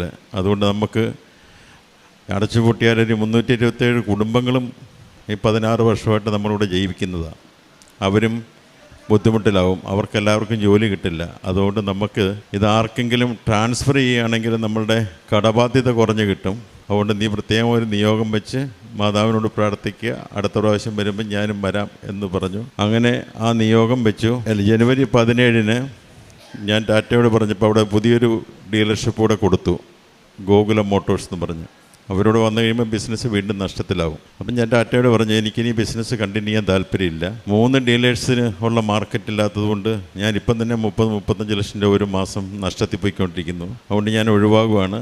അപ്പം 17-ാം തീയതി ജനുവരി വിളിച്ചിട്ട് അപ്പം എനിക്ക് ഒരുപാട് വയനാടും കോഴിക്കോടും എല്ലാം കൂടെ 6 ഷോറൂമും 8 ഔട്ട്ലെറ്റും ഉണ്ട്. അപ്പം ടാറ്റയുടെ ഓഫീഷ്യസ് എന്നെ വിളിച്ചു, ഡോക്ടർക്ക്, കാരണം എനിക്ക് സൗത്ത് ഇന്ത്യയിലെ ഏറ്റവും വലിയ ഷോറൂമാണ് എൻ്റേത്. അത് രത്തൻ ടാറ്റ വന്ന് തന്നെ ഇനാഗുറേറ്റ് ചെയ്തൊരു ഷോറൂമാണ് 2009. അപ്പോൾ അത്രയും വലിയൊരു സ്ട്രക്ചർ 150 കോടി രൂപയോളം ഞാൻ ഇൻവെസ്റ്റ് ചെയ്തിരിക്കുന്ന ഇൻഫ്രാസ്ട്രക്ചറിന് വേണ്ടി മാത്രം. അപ്പം അവർ പറഞ്ഞ് നിങ്ങൾക്ക് ഗോകുലമായിട്ടൊരു നെഗോസിയേഷൻ നടത്ത്, ഞങ്ങൾ ട്രാൻസ്ഫർ ആർക്കും ചെയ്ത് കൊടുക്കാറില്ല. ഡോക്ടർ ഞങ്ങളോട് ഇത്രയും കാലം സഹകരിച്ചതിൻ്റെ പേരിൽ അറിയാം ഡോക്ടർക്ക് അത് ബുദ്ധിമുട്ടുണ്ട്. ഡോക്ടറുടെ മക്കൾ 2 പേരും ഡോക്ടേഴ്സാണ്. അവരിനി അടുത്ത തലമുറ ഇങ്ങോട്ട് വരില്ല. ഒരാൾ അമേരിക്കയിൽ സെറ്റിൽഡാണ്, ഒരാൾ ജർമ്മനി സെറ്റിൽഡാണ്. ഇപ്പം ഡോക്ടർക്കും പ്രായമായി വരുമ്പം ഡോക്ടറുടെ കാര്യം ചെയ്യും, ഞാൻ ഗൂഗിളുമായിട്ട് സംസാരിക്കാം, അവരുമായിട്ട് നെഗോഷിയേറ്റ് ചെയ്യാൻ പറഞ്ഞു. ശരി, ഞാൻ നെഗോഷിയേറ്റ് ചെയ്യാം. അങ്ങനെ ഏപ്രിൽ 2-ാം തീയതി ഇവിടെ ഞാനും വൈഫോട് വന്ന് ഉടമ്പടി എടുത്തു. അന്ന് എൻ്റെ കടബാധ്യതയെല്ലാം 36 കോടി രൂപയുടെ കടബാധ്യതയുടെ പത്രം ബാങ്കിൽ നിന്ന് ജോസഫ് അച്ഛനെ കാണിച്ചു. ജോസഫ് അച്ഛൻ, നീ ഒന്നുകൊണ്ട് പേടിക്കണ്ട, നിൻ്റെ എല്ലാ കാര്യങ്ങളും ശരിയാകും, ധൈര്യമായി പൊയ്ക്കോളൂ എന്ന് തലവെച്ച് പ്രാർത്ഥിച്ച് ഞങ്ങളെ പറഞ്ഞു വിട്ടു. പിന്നെ അതിനുശേഷം ഏപ്രിൽ 4-ാം തീയതി ഞങ്ങളെ ഒരു മീറ്റിങ്ങിന് തീരുമാനിച്ചു. 14-ാം തീയതി മീറ്റിംഗ് ഏപ്രിലിൽ ഞങ്ങൾ ഗോകുലവും ടാറ്റയും ഞങ്ങളുമായിട്ടിരുന്ന് സംസാരിച്ചു. ഏകദേശമൊക്കെ ഒരു ധാരണയിലെത്തി. പിന്നെ ജൂലൈ 16 ഫൈനൽ തീരുമാനത്തിലെത്തി. ഞാൻ പറഞ്ഞു, എനിക്ക് എൻ്റെ എല്ലാ സ്റ്റാഫിനെയും റിട്ടേൺ ചെയ്തിട്ടുള്ള ഒരു എഗ്രിമെൻറ്റിന് മാത്രമേ ഉള്ളൂ. ഞാൻ വാടകയിൽ ഞാൻ കോംപ്രമൈസ് ചെയ്യാം, സ്റ്റാഫിൻ്റെ ജോലി പോകുന്ന എനിക്ക് താല്പര്യമില്ല. അപ്പോൾ അവരത് സമ്മതിച്ചു. അങ്ങനെ ജൂലൈ 14 തീരുമാനമെടുത്തു. ജൂലൈ 16 അഗ്രിമെൻ്റ് എഴുതി. ഓഗസ്റ്റ് 1 തൊട്ട് അവർ ഓപ്പറേഷൻ തുടങ്ങി. അപ്പോൾ ഞാൻ അവർക്ക് കൊടുത്തില്ലായിരുന്നുണ്ടെങ്കിൽ 36 കോടി രൂപ എനിക്ക് കടബാധ്യതയാകും ബാങ്കിൽ. ഇപ്പോൾ അത് കൊടുത്തത് കാരണം അതൊരു 21.5 കോടി രൂപയായിട്ട് കുറഞ്ഞൊരു 14.5 കോടി രൂപയുടെ ലാഭം ഉണ്ടായി. ഇനി 21.5 കോടി രൂപയും കൂടെ എനിക്കിനി ഉണ്ടാക്കാനുണ്ട്. അതുപോലെ തന്നെ ഞാനൊരു കുറച്ചൊരു വെറ്റ് ലാൻഡ് ഡ്രൈ ലാൻഡ് ആക്കാൻ വേണ്ടി കൊടുത്തിരുന്നു. ഇതിൻ്റെ കടം വീട്ടാൻ വേണ്ടി വിൽക്കാൻ വേണ്ടിയാണ്. അത് ഇങ്ങനെ 3 വർഷമായിട്ട് ഒന്നും ആയിരുന്നില്ല. ഈ ഉടമ്പടി എടുത്തതിന് ശേഷം ഒരാഴ്ച കഴിഞ്ഞപ്പോഴത്തേക്കും അതും വെറ്റ് ലാൻഡ് ഡ്രൈ ലാൻഡാക്കി എൻ്റെ ഫൈനൽ പേപ്പറും വന്നു. അതൊരു 14 ആയിരുന്നു. അങ്ങനെ ഞാൻ ഈ കൃപാസനത്തിലെ ഞാനൊരു മരിയൻ ഭക്തനാണ് ചെറുപ്പം മുതൽ. അപ്പോൾ മാതാവ് ഭാര്യയ്ക്ക് പ്രത്യക്ഷപ്പെട്ടപ്പോൾ എനിക്ക് മനസ്സിലായി, നമ്മൾക്ക് വരാൻ പോകുന്നൊരു വലിയ ദുരന്തത്തിൽ നിന്ന് രക്ഷപ്പെടാൻ വേണ്ടി മാതാവ് ഈ വണ്ടിയിൽ പ്രത്യക്ഷപ്പെട്ടതും ഈ കൃപാസനത്തിൽ പോകാനും പ്രാർത്ഥിക്കാനും ഞങ്ങളെ ഒരു സാക്ഷ്യത്തിൻ്റെ ഉപകരണമാക്കണമെന്ന് മാതാവ് തീരുമാനിച്ചത് കൊണ്ടാണ് ഇതൊക്കെ സംഭവിച്ചത്. നമ്മളെ നവീകരിക്കാൻ വേണ്ടിയാണ് എന്നാണ് എനിക്ക് മനസ്സിലായത്. നഷ്ടങ്ങൾ നമുക്ക് വീണ്ടും നികത്താം, അപ്പം ആത്മീയമായി കുറച്ചുകൂടെ നവീകരിക്കണം എന്നുള്ളതാണ് മാതാവും ഈ ജീസസും തീരുമാനിച്ചതെന്നാണ് ഞാനിതിൽ നിന്ന് എനിക്കൊരു പാഠം ഉൾക്കൊള്ളാനുള്ളത്. അതുപോലെ തന്നെ ഞാൻ വല്ലപ്പോഴും സോഷ്യൽ ഡ്രിങ്കായിട്ട് വല്ലപ്പോഴും ഫ്രണ്ട്സൊക്കെ ആയിട്ട് ഡ്രിങ്ക്സ് ഉണ്ടായിരുന്നു, വല്ലപ്പോഴും ഈ സ്മോക്കിങ്ങൊക്കെ ഉണ്ടായിരുന്നു. ഞാൻ കഴിഞ്ഞ ഈ വൈഫ് പോകുന്നതിന് ശേഷം ഞാനത് തനിയെ ഓട്ടോമാറ്റിക്കലി ഞാനതങ്ങ് നിർത്തി. ഞാനിങ്ങനെ ഒരു കാര്യങ്ങളും ഇടപെടുന്നുമില്ല. അത് പാർട്ടികളുമെല്ലാം ഒഴിവാക്കി. അതുകൂടാതെ പ്രേക്ഷിത പ്രവർത്തനം എന്ന് പറഞ്ഞാൽ ഞങ്ങൾ ചോദിക്കുന്ന എല്ലാവർക്കും കൊടുക്കുമായിരുന്നു. വെള്ളപ്പൊക്കത്തിൽ വീട് നഷ്ടപ്പെട്ടവർക്ക് കൊടുക്കും, സിസ്റ്റേഴ്സിന് എന്തെങ്കിലും ഓർഫനേജ് പണിയാനുള്ള പൈസ കൊടുക്കും. അങ്ങനെയൊക്കെ ചോദിക്കുന്നവർക്ക് മാത്രമേ കൊടുക്കാറുണ്ടായിരുന്നുള്ളൂ. ഇപ്പോൾ അങ്ങനെയല്ല, ആവശ്യമുള്ളവരെ അങ്ങോട്ട് തേടി ചെന്ന് എന്തെങ്കിലും ആവശ്യമുണ്ടെങ്കിൽ രോഗികൾ, ഓർഫനേജിലുള്ളവർക്ക് എന്തെങ്കിലും സാധനങ്ങൾ വാങ്ങിച്ചു കൊടുക്കുക, ഇങ്ങനെയുള്ള കാര്യങ്ങളൊക്കെ. ഫുഡ്, അതുപോലെ തന്നെ ഞങ്ങൾ താമസിക്കുന്ന സ്ഥലത്ത് ഒരുപാട് ജോലിക്കാരുണ്ട്. ഈ രാവിലെ തൊട്ട് വൈകുന്നേരം വരെ വെയിലത്ത് ജോലി ചെയ്യുന്നവർ. അവർക്ക് ഭക്ഷണം ഞങ്ങൾ തന്നെ വീട്ടിലുണ്ടാക്കിയിട്ട് അവർക്കൊക്കെ കൊടുക്കും. അപ്പോൾ ഇങ്ങനെയുള്ള കാര്യങ്ങളൊക്കെ ഞങ്ങൾക്ക് ചെയ്യുമ്പോൾ ഞങ്ങൾക്ക് മനസ്സിനൊരു സന്തോഷം. ഇത് നമ്മൾക്ക് ഇതുവരെ ചെയ്യാൻ പറ്റിയിരുന്നില്ല. അതുപോലെ തന്നെ ഞങ്ങൾ ഇനി ബാക്കി ഞങ്ങൾക്കുള്ള ഈ കടങ്ങളും ബാധ്യതകളും എല്ലാം തീർന്നതിന് ശേഷം വീണ്ടും ഞാനിവിടെ ഒരു സാക്ഷ്യം തീർച്ചയായിട്ടും പറയാൻ വരും.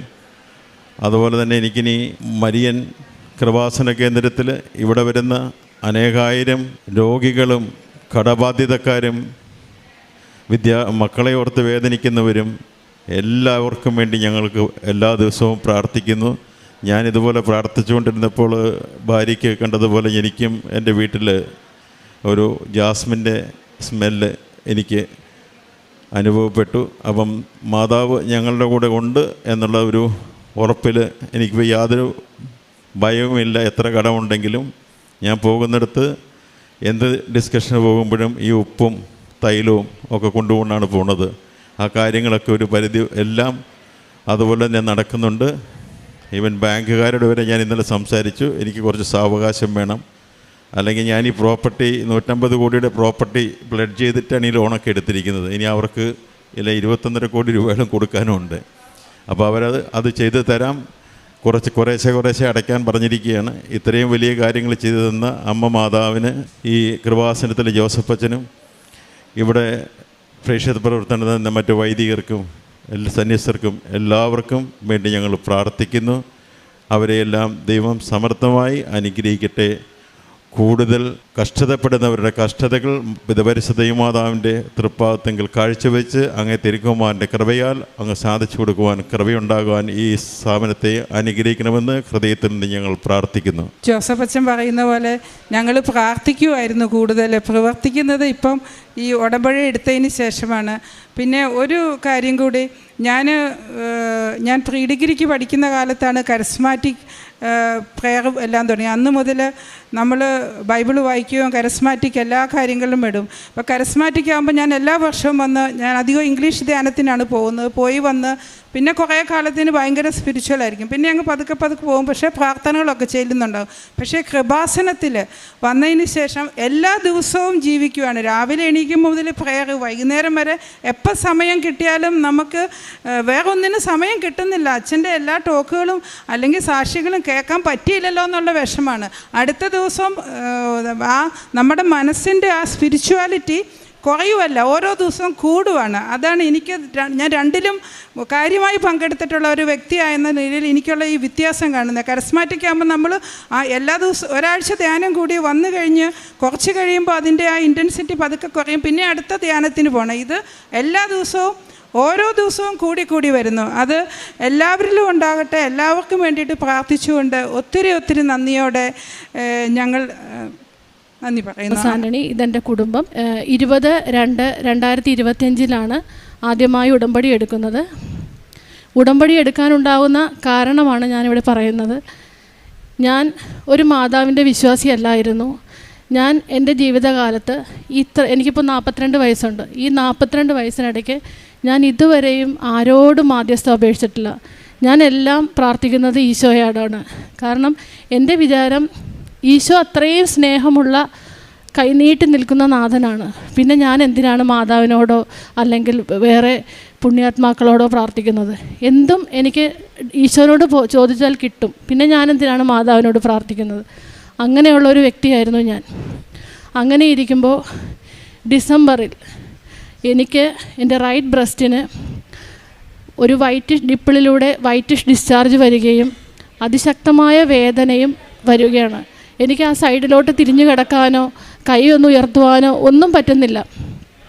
അങ്ങനെ ഞാൻ പുഷ്പഗിരി മെഡിക്കൽ കോളേജിൽ ചെന്നു. അവിടെ ചെന്ന് ഡോക്ടർ പരിശോധിച്ചു, സാമ്പിൾ വിട്ടു. എന്നിട്ട് ഡോക്ടർ പറഞ്ഞു ഇത് നമുക്ക് ബയോപ്സി ചെയ്യണം.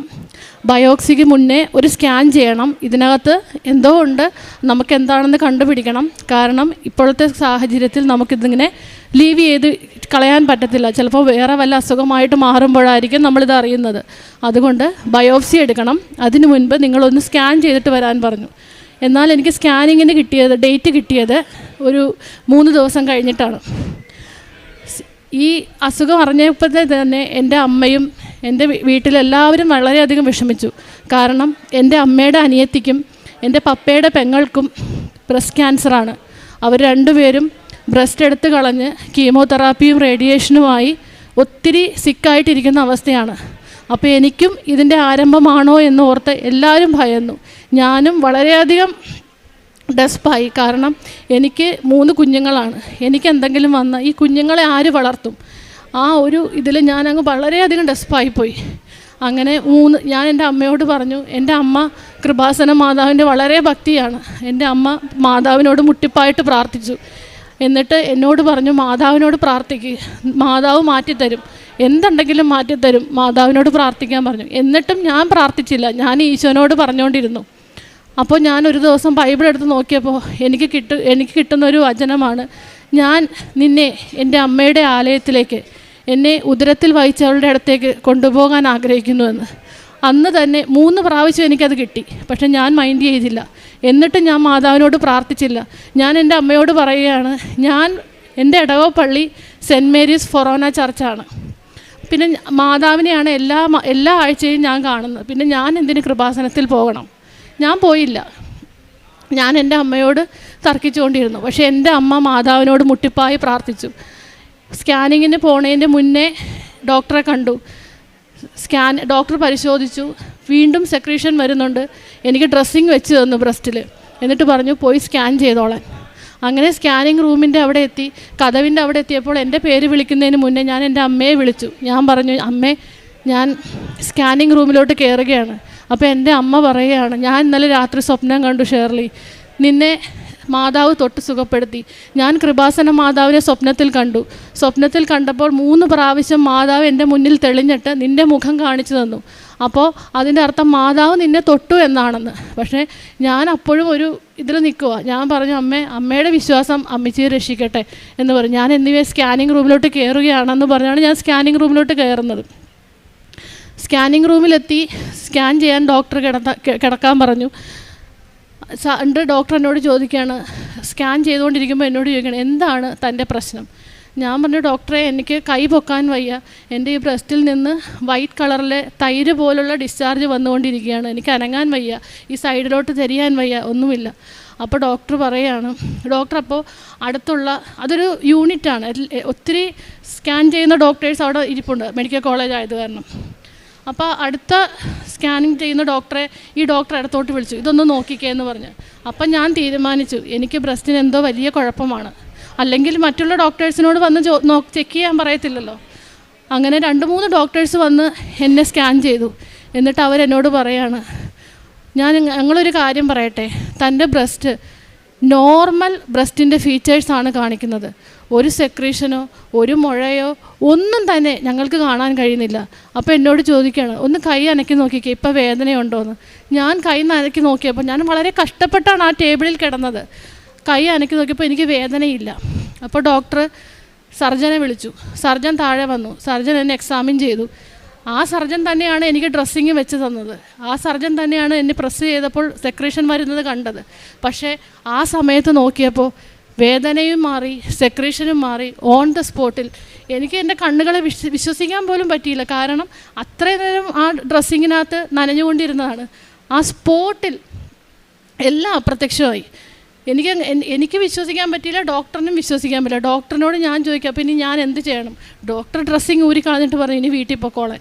അങ്ങനെ ഞാൻ ഇവിടെ വന്നു. എൻ്റെ അമ്മ പറഞ്ഞു, ഇത്രയും വലിയൊരു അനുഗ്രഹം കിട്ടിയപ്പോൾ മാതാവിനെ പോയി കാണണം, എന്തായാലും നീ പോയി കാണണം, ഉടമ്പടി എടുക്കണമെന്ന് പറഞ്ഞു.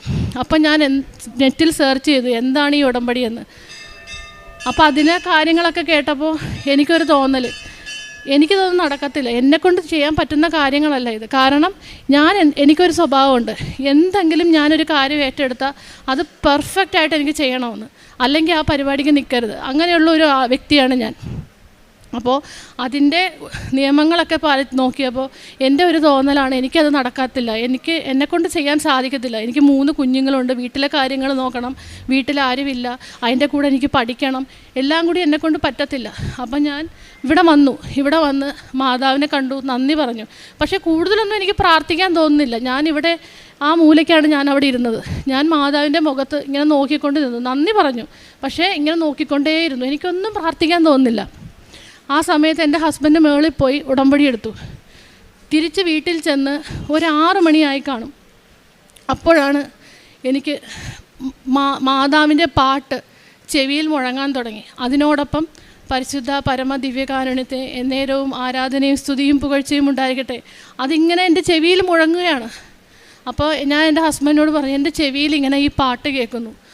അപ്പോൾ എൻ്റെ ഹസ്ബൻഡ് പറഞ്ഞു, അത് ഉടമ്പടി എടുക്കാൻ നേരത്ത് ഞാൻ പോയപ്പോൾ നീ ഇത്രയും നേരം താഴെ ഇരുന്നതല്ലേ, അവിടെ കണ്ടിന്യൂസ് ഇതല്ലേ കേട്ടുകൊണ്ടിരിക്കുന്നു, അതുകൊണ്ടായിരിക്കും നിനക്ക് തോന്നുന്നതായിരിക്കുമെന്ന്. 8 മണിയായി, ഇത് മാറുന്നില്ല.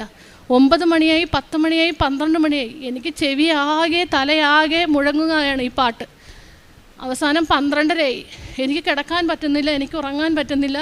ഞാൻ ബെഡ്ഷീറ്റ് എടുത്ത് ചെവി മൂടുന്നു, പില്ലോ എടുത്ത് തലയിൽ വയ്ക്കുന്നു, എനിക്ക് തല മൊത്തം ഈ പാട്ട് കേട്ടുകൊണ്ടിരിക്കുകയാണ്.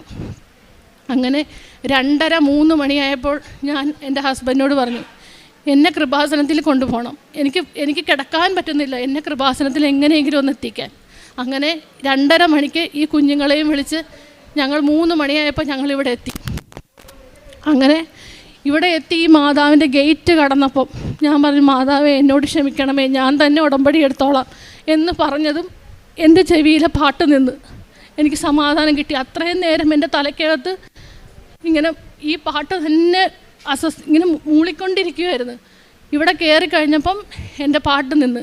എൻ്റെ ഹസ്ബൻഡ് കാറ് പാർക്ക് ചെയ്ത് ഇവിടെ വന്നപ്പോഴത്തേക്കും ഞാൻ ഈ ക്യൂവിൽ നിൽക്കുവാണ്. ഞാൻ പുള്ളിയോട് പറയുക, നിങ്ങൾ മക്കളെ നോക്കിക്കോ, ഞാൻ ഇനി ഉടമ്പടി എടുത്തിട്ടേ വരത്തുള്ളെന്ന്. അങ്ങനെ ഞാൻ ഉടമ്പടി എടുത്ത് പ്രദക്ഷിണമായിട്ട് ഇവിടെ വന്നു. ഈ ചുമന്ന കാർപ്പറ്റിൽ മുട്ടിയപ്പോൾ തന്നെ, ഈ ചുമന്ന കാർപ്പറ്റിൽ കാല് കുത്തിയപ്പോൾ തന്നെ എനിക്ക് വൈബ്രേഷനാണ്. ഞാൻ വിചാരിച്ച് ഞാൻ ഇവിടെ മറിഞ്ഞ് വീണ് പോകുമെന്ന്, അതുപോലെ എനിക്ക് വൈബ്രേഷൻ ഫീൽ ചെയ്യുകയാണ്. ഞാൻ നേരെ നോക്കിയപ്പോൾ കാണുന്നത് മാതാവ് രൂപക്കൂട്ടി നിൽക്കുന്നതല്ല കാണുന്നത്, ഞാൻ നോക്കുമ്പോൾ കാണുന്നത് മാതാവ് പുറത്ത് നിൽക്കുന്നതാണ് കാണുന്നത്. ഞാൻ ശരിക്കും അങ്ങ് പേടിച്ചു പോയി. കാരണം ഞാനിങ്ങനെയൊന്നും എൻ്റെ ജീവിതത്തിൽ ഞാൻ അനുഭവിച്ചിട്ടുമില്ല, കണ്ടിട്ടുമില്ല. ഞാൻ കാണുന്നത് മാതാവ് പുറത്ത് നിൽക്കുന്നതാണ്. ഞാനൊരു കണക്കിനാണ് ഈ സ്റ്റെപ്പ് കയറി മേളിലെത്തിയത്. മുട്ടുകുത്തി നിന്ന് വാഗ്ദാന പേടകത്തിൻ്റെ മുന്നിൽ നിന്നപ്പോൾ മാതാവ് ഇങ്ങനെ പുറത്ത് നിൽക്കുക. എനിക്ക് ഭയങ്കരമായിട്ട് ഞാൻ ഭയന്നു പോയി. എനിക്ക് തൊട്ട് മൊത്താൻ തന്നെ പേടിയായി. പക്ഷെ എൻ്റെ കൈ കാന്തത്തിൽ ചെന്ന് ടച്ച് ചെയ്യുന്ന പോലെ വലിച്ചടുപ്പിച്ച് അപ്പോഴത്തേക്കും എൻ്റെ ഹെഡിൽ തലയിലൂടെ കാല് വരെ ഒരു കറണ്ട് പാസ് ചെയ്ത ഫീലായിരുന്നു. ഒരു കണക്കിന് ഞാൻ ഈ ആൾത്താരയിൽ നിന്ന് ഇറങ്ങി താഴെ വന്ന് നിന്നത്. അതെൻ്റെ ആദ്യത്തെ അനുഭവം. രണ്ടാമത്തെ അനുഭവം, ഞാൻ ആ സമയത്തൊക്കെ OET എഴുതിക്കൊണ്ടിരിക്കുകയായിരുന്നു. 6 തവണ എഴുതി. 6 തവണ എഴുതിയിട്ടും എനിക്ക് റീഡിങ്ങിന് മാത്രം കിട്ടുന്നില്ല. ബാക്കി എല്ലാത്തിനും B സ്കോറുണ്ട്. റീഡിങ് മാത്രം എനിക്ക് കിട്ടത്തില്ല. അതും പോകുന്നത് 1 മാർക്കിന് 2 മാർക്കിനൊക്കെയാണ്. ഞാൻ അങ്ങ് ഫെഡപ്പായി. ഞാനപ്പോൾ മാതാവിനോട് പറഞ്ഞു, മാതാവേ ഞാൻ മടുത്തു, എനിക്കിനി വയ്യ എന്ന്. അങ്ങനെ ഞാൻ ഈ ഉടമ്പടി എടുത്തപ്പോൾ പിന്നെ ഞാൻ ഉടമ്പടി ധ്യാനം കേൾക്കാൻ തുടങ്ങി. ഉടമ്പടി ധ്യാനം കേൾക്കുമ്പം അതെനിക്കൊരു ഭയങ്കര ഇഷ്ടമാണ് ഉടമ്പടി ധ്യാനം കേൾക്കാൻ. ഉടമ്പടി ധ്യാനം ഒരെണ്ണമൊന്നുമല്ല ഞാൻ കേൾക്കുന്നത്, ചിലപ്പം ഒരു ദിവസം തന്നെ 3-4 എണ്ണമൊക്കെ കേൾക്കും. അങ്ങനെ ഈ OETയുടെ റിസൾട്ട് വന്നു. 5ാമത്തെ റിസൾട്ട് വന്നപ്പോഴും 6ാമത്തെ റിസൾട്ട് വന്നപ്പോഴും റീഡിങ്ങിന് പോയപ്പോൾ ഞാൻ ഉടമ്പടി ധ്യാനം കേട്ടപ്പോൾ ജോസഫ് അച്ഛൻ പറയുകയാണ്, ഇതാ കർത്താവിൻ്റെ ദാസി, നിൻ്റെ വചനം പോലെ എന്നിലാവട്ടെ എന്ന്. അപ്പോൾ ഞാനും പറഞ്ഞു, ഇതാ കർത്താവിൻ്റെ ദാസി, നിൻ്റെ ഇഷ്ടം പോലെ എന്നിലാവട്ടെ എന്ന്. ഞാൻ വിചാരിച്ചു ഈശോയ്ക്ക് ഇഷ്ടമല്ലായിരിക്കും ഞാൻ ചിലപ്പോൾ പുറത്ത് പോകുന്നത്. കാരണം ഞാൻ 11 വർഷം സൗദിയിൽ വർക്ക് ചെയ്തതാണ്. ഇനി എനിക്ക് അങ്ങോട്ട് പോകാൻ പറ്റത്തില്ല. എൻ്റെ പ്രഗ്നൻസിയുടെ കോംപ്ലിക്കേഷൻ കാരണമാണ്. ഇവർ ട്വിൻസാണ്. അപ്പോൾ ഞാൻ ജോലി റിസൈൻ ചെയ്ത് വന്നതാണ്. അപ്പോൾ എനിക്ക് ഈ കുഞ്ഞുങ്ങളെ നോക്കാൻ ആരുമില്ലാത്ത കാരണം എനിക്ക് GCS കൺട്രിയിലോസിന് പോകാൻ പറ്റത്തില്ല. കാരണം മക്കളെ നോക്കാൻ ആരുമില്ല. യൂറോപ്യൻ കൺട്രിയിലാണെങ്കിൽ എൻ്റെ കൂടെ എനിക്ക് അവരെ കൊണ്ടുപോകാം.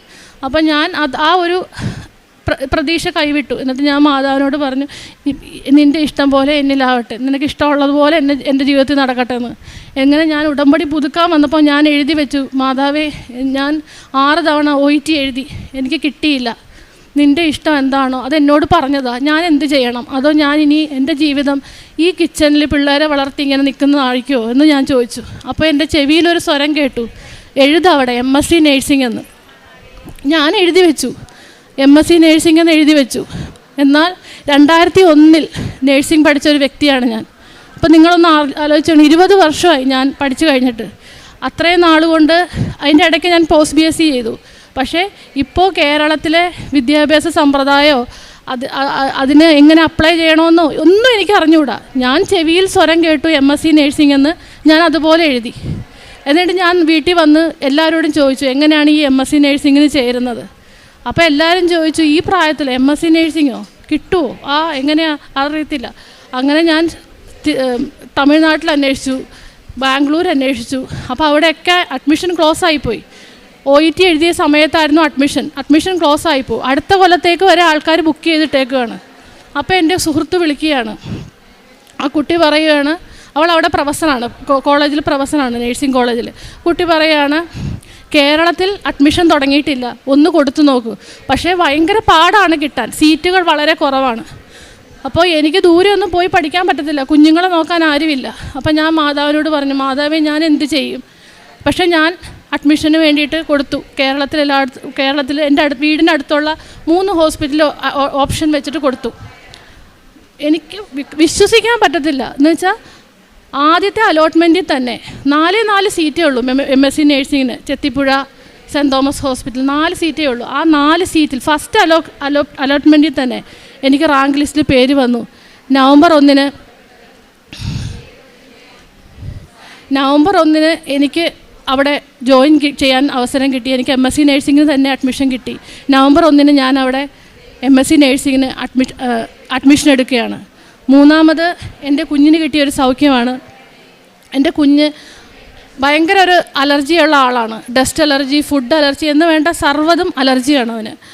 അങ്ങനെ എൻ്റെ നേഴ്സിങ്ങിൻ്റെ ഒരു പേപ്പറിന് വേണ്ടിയിട്ട് ഞങ്ങൾ തിരുവനന്തപുരം നേഴ്സിംഗ് കൗൺസിലോട്ട് പോവുകയാണ്. ഞാൻ ആദ്യമായിട്ടാണ് തിരുവനന്തപുരത്ത് പോകുന്നത്. അന്ന് രാത്രി കുട്ടി എന്നോട് പറയുകയാണ്, അമ്മ എൻ്റെ കണ്ണ് വയ്യ, അപ്പോൾ ഇവനെപ്പോഴും അലർജി ഉള്ള കാരണം എപ്പോഴും തുമ്മൽ അല്ലെങ്കിൽ കണ്ണ് ചുമന്നിരിക്കും, അങ്ങനെയൊക്കെ ഉള്ളതാണ്. അപ്പം ഞങ്ങൾ മൈൻഡ് ചെയ്യാറില്ല, കാരണം അതുള്ളതാണല്ലോ, കുറച്ച് കഴിയുമ്പോൾ മാറും. പക്ഷെ അന്ന് രാത്രി അവൻ എന്നോട് പറയാം, എനിക്ക് കണ്ണിന് ഭയങ്കരമായ വേദന. കണ്ണ് തുറന്ന് നോക്കിയപ്പോൾ കാണുന്ന കാഴ്ച, കണ്ണിൻ്റെ കൃഷ്ണമണിക്ക് ചുറ്റും ഒരു വെളുത്ത പാട. അത് നിറച്ചും കുരുക്കൾ. കൊച്ച് വെളുപ്പിന് 5 മണിയുടെ ട്രെയിന് ഞങ്ങൾ ബുക്ക് ചെയ്തേക്കുമോ, ഞങ്ങൾക്ക് തിരുവനന്തപുരത്ത് പോകണം. അപ്പോൾ തിരുവനന്തപുരത്ത് പോകണം. അപ്പോൾ ഈ കുഞ്ഞിനെയും കൊണ്ട് വേണം ഞങ്ങൾക്ക് പോകാനായിട്ട്. കുഞ്ഞുങ്ങളുടെ കാര്യം നിങ്ങൾക്കറിയാമല്ലോ, ഒരു അസുഖം വന്നു കഴിഞ്ഞാൽ 2ാമത്തെ പ്രാവശ്യം അവർ കരയും. ഞാൻ പെയിൻ കില്ലറൊക്കെ കൊടുത്തു അവനെയും കൊണ്ട് പോവുകയാണ്. ഈ 3 പേരും ഉണ്ട് എൻ്റെ കൂടെ.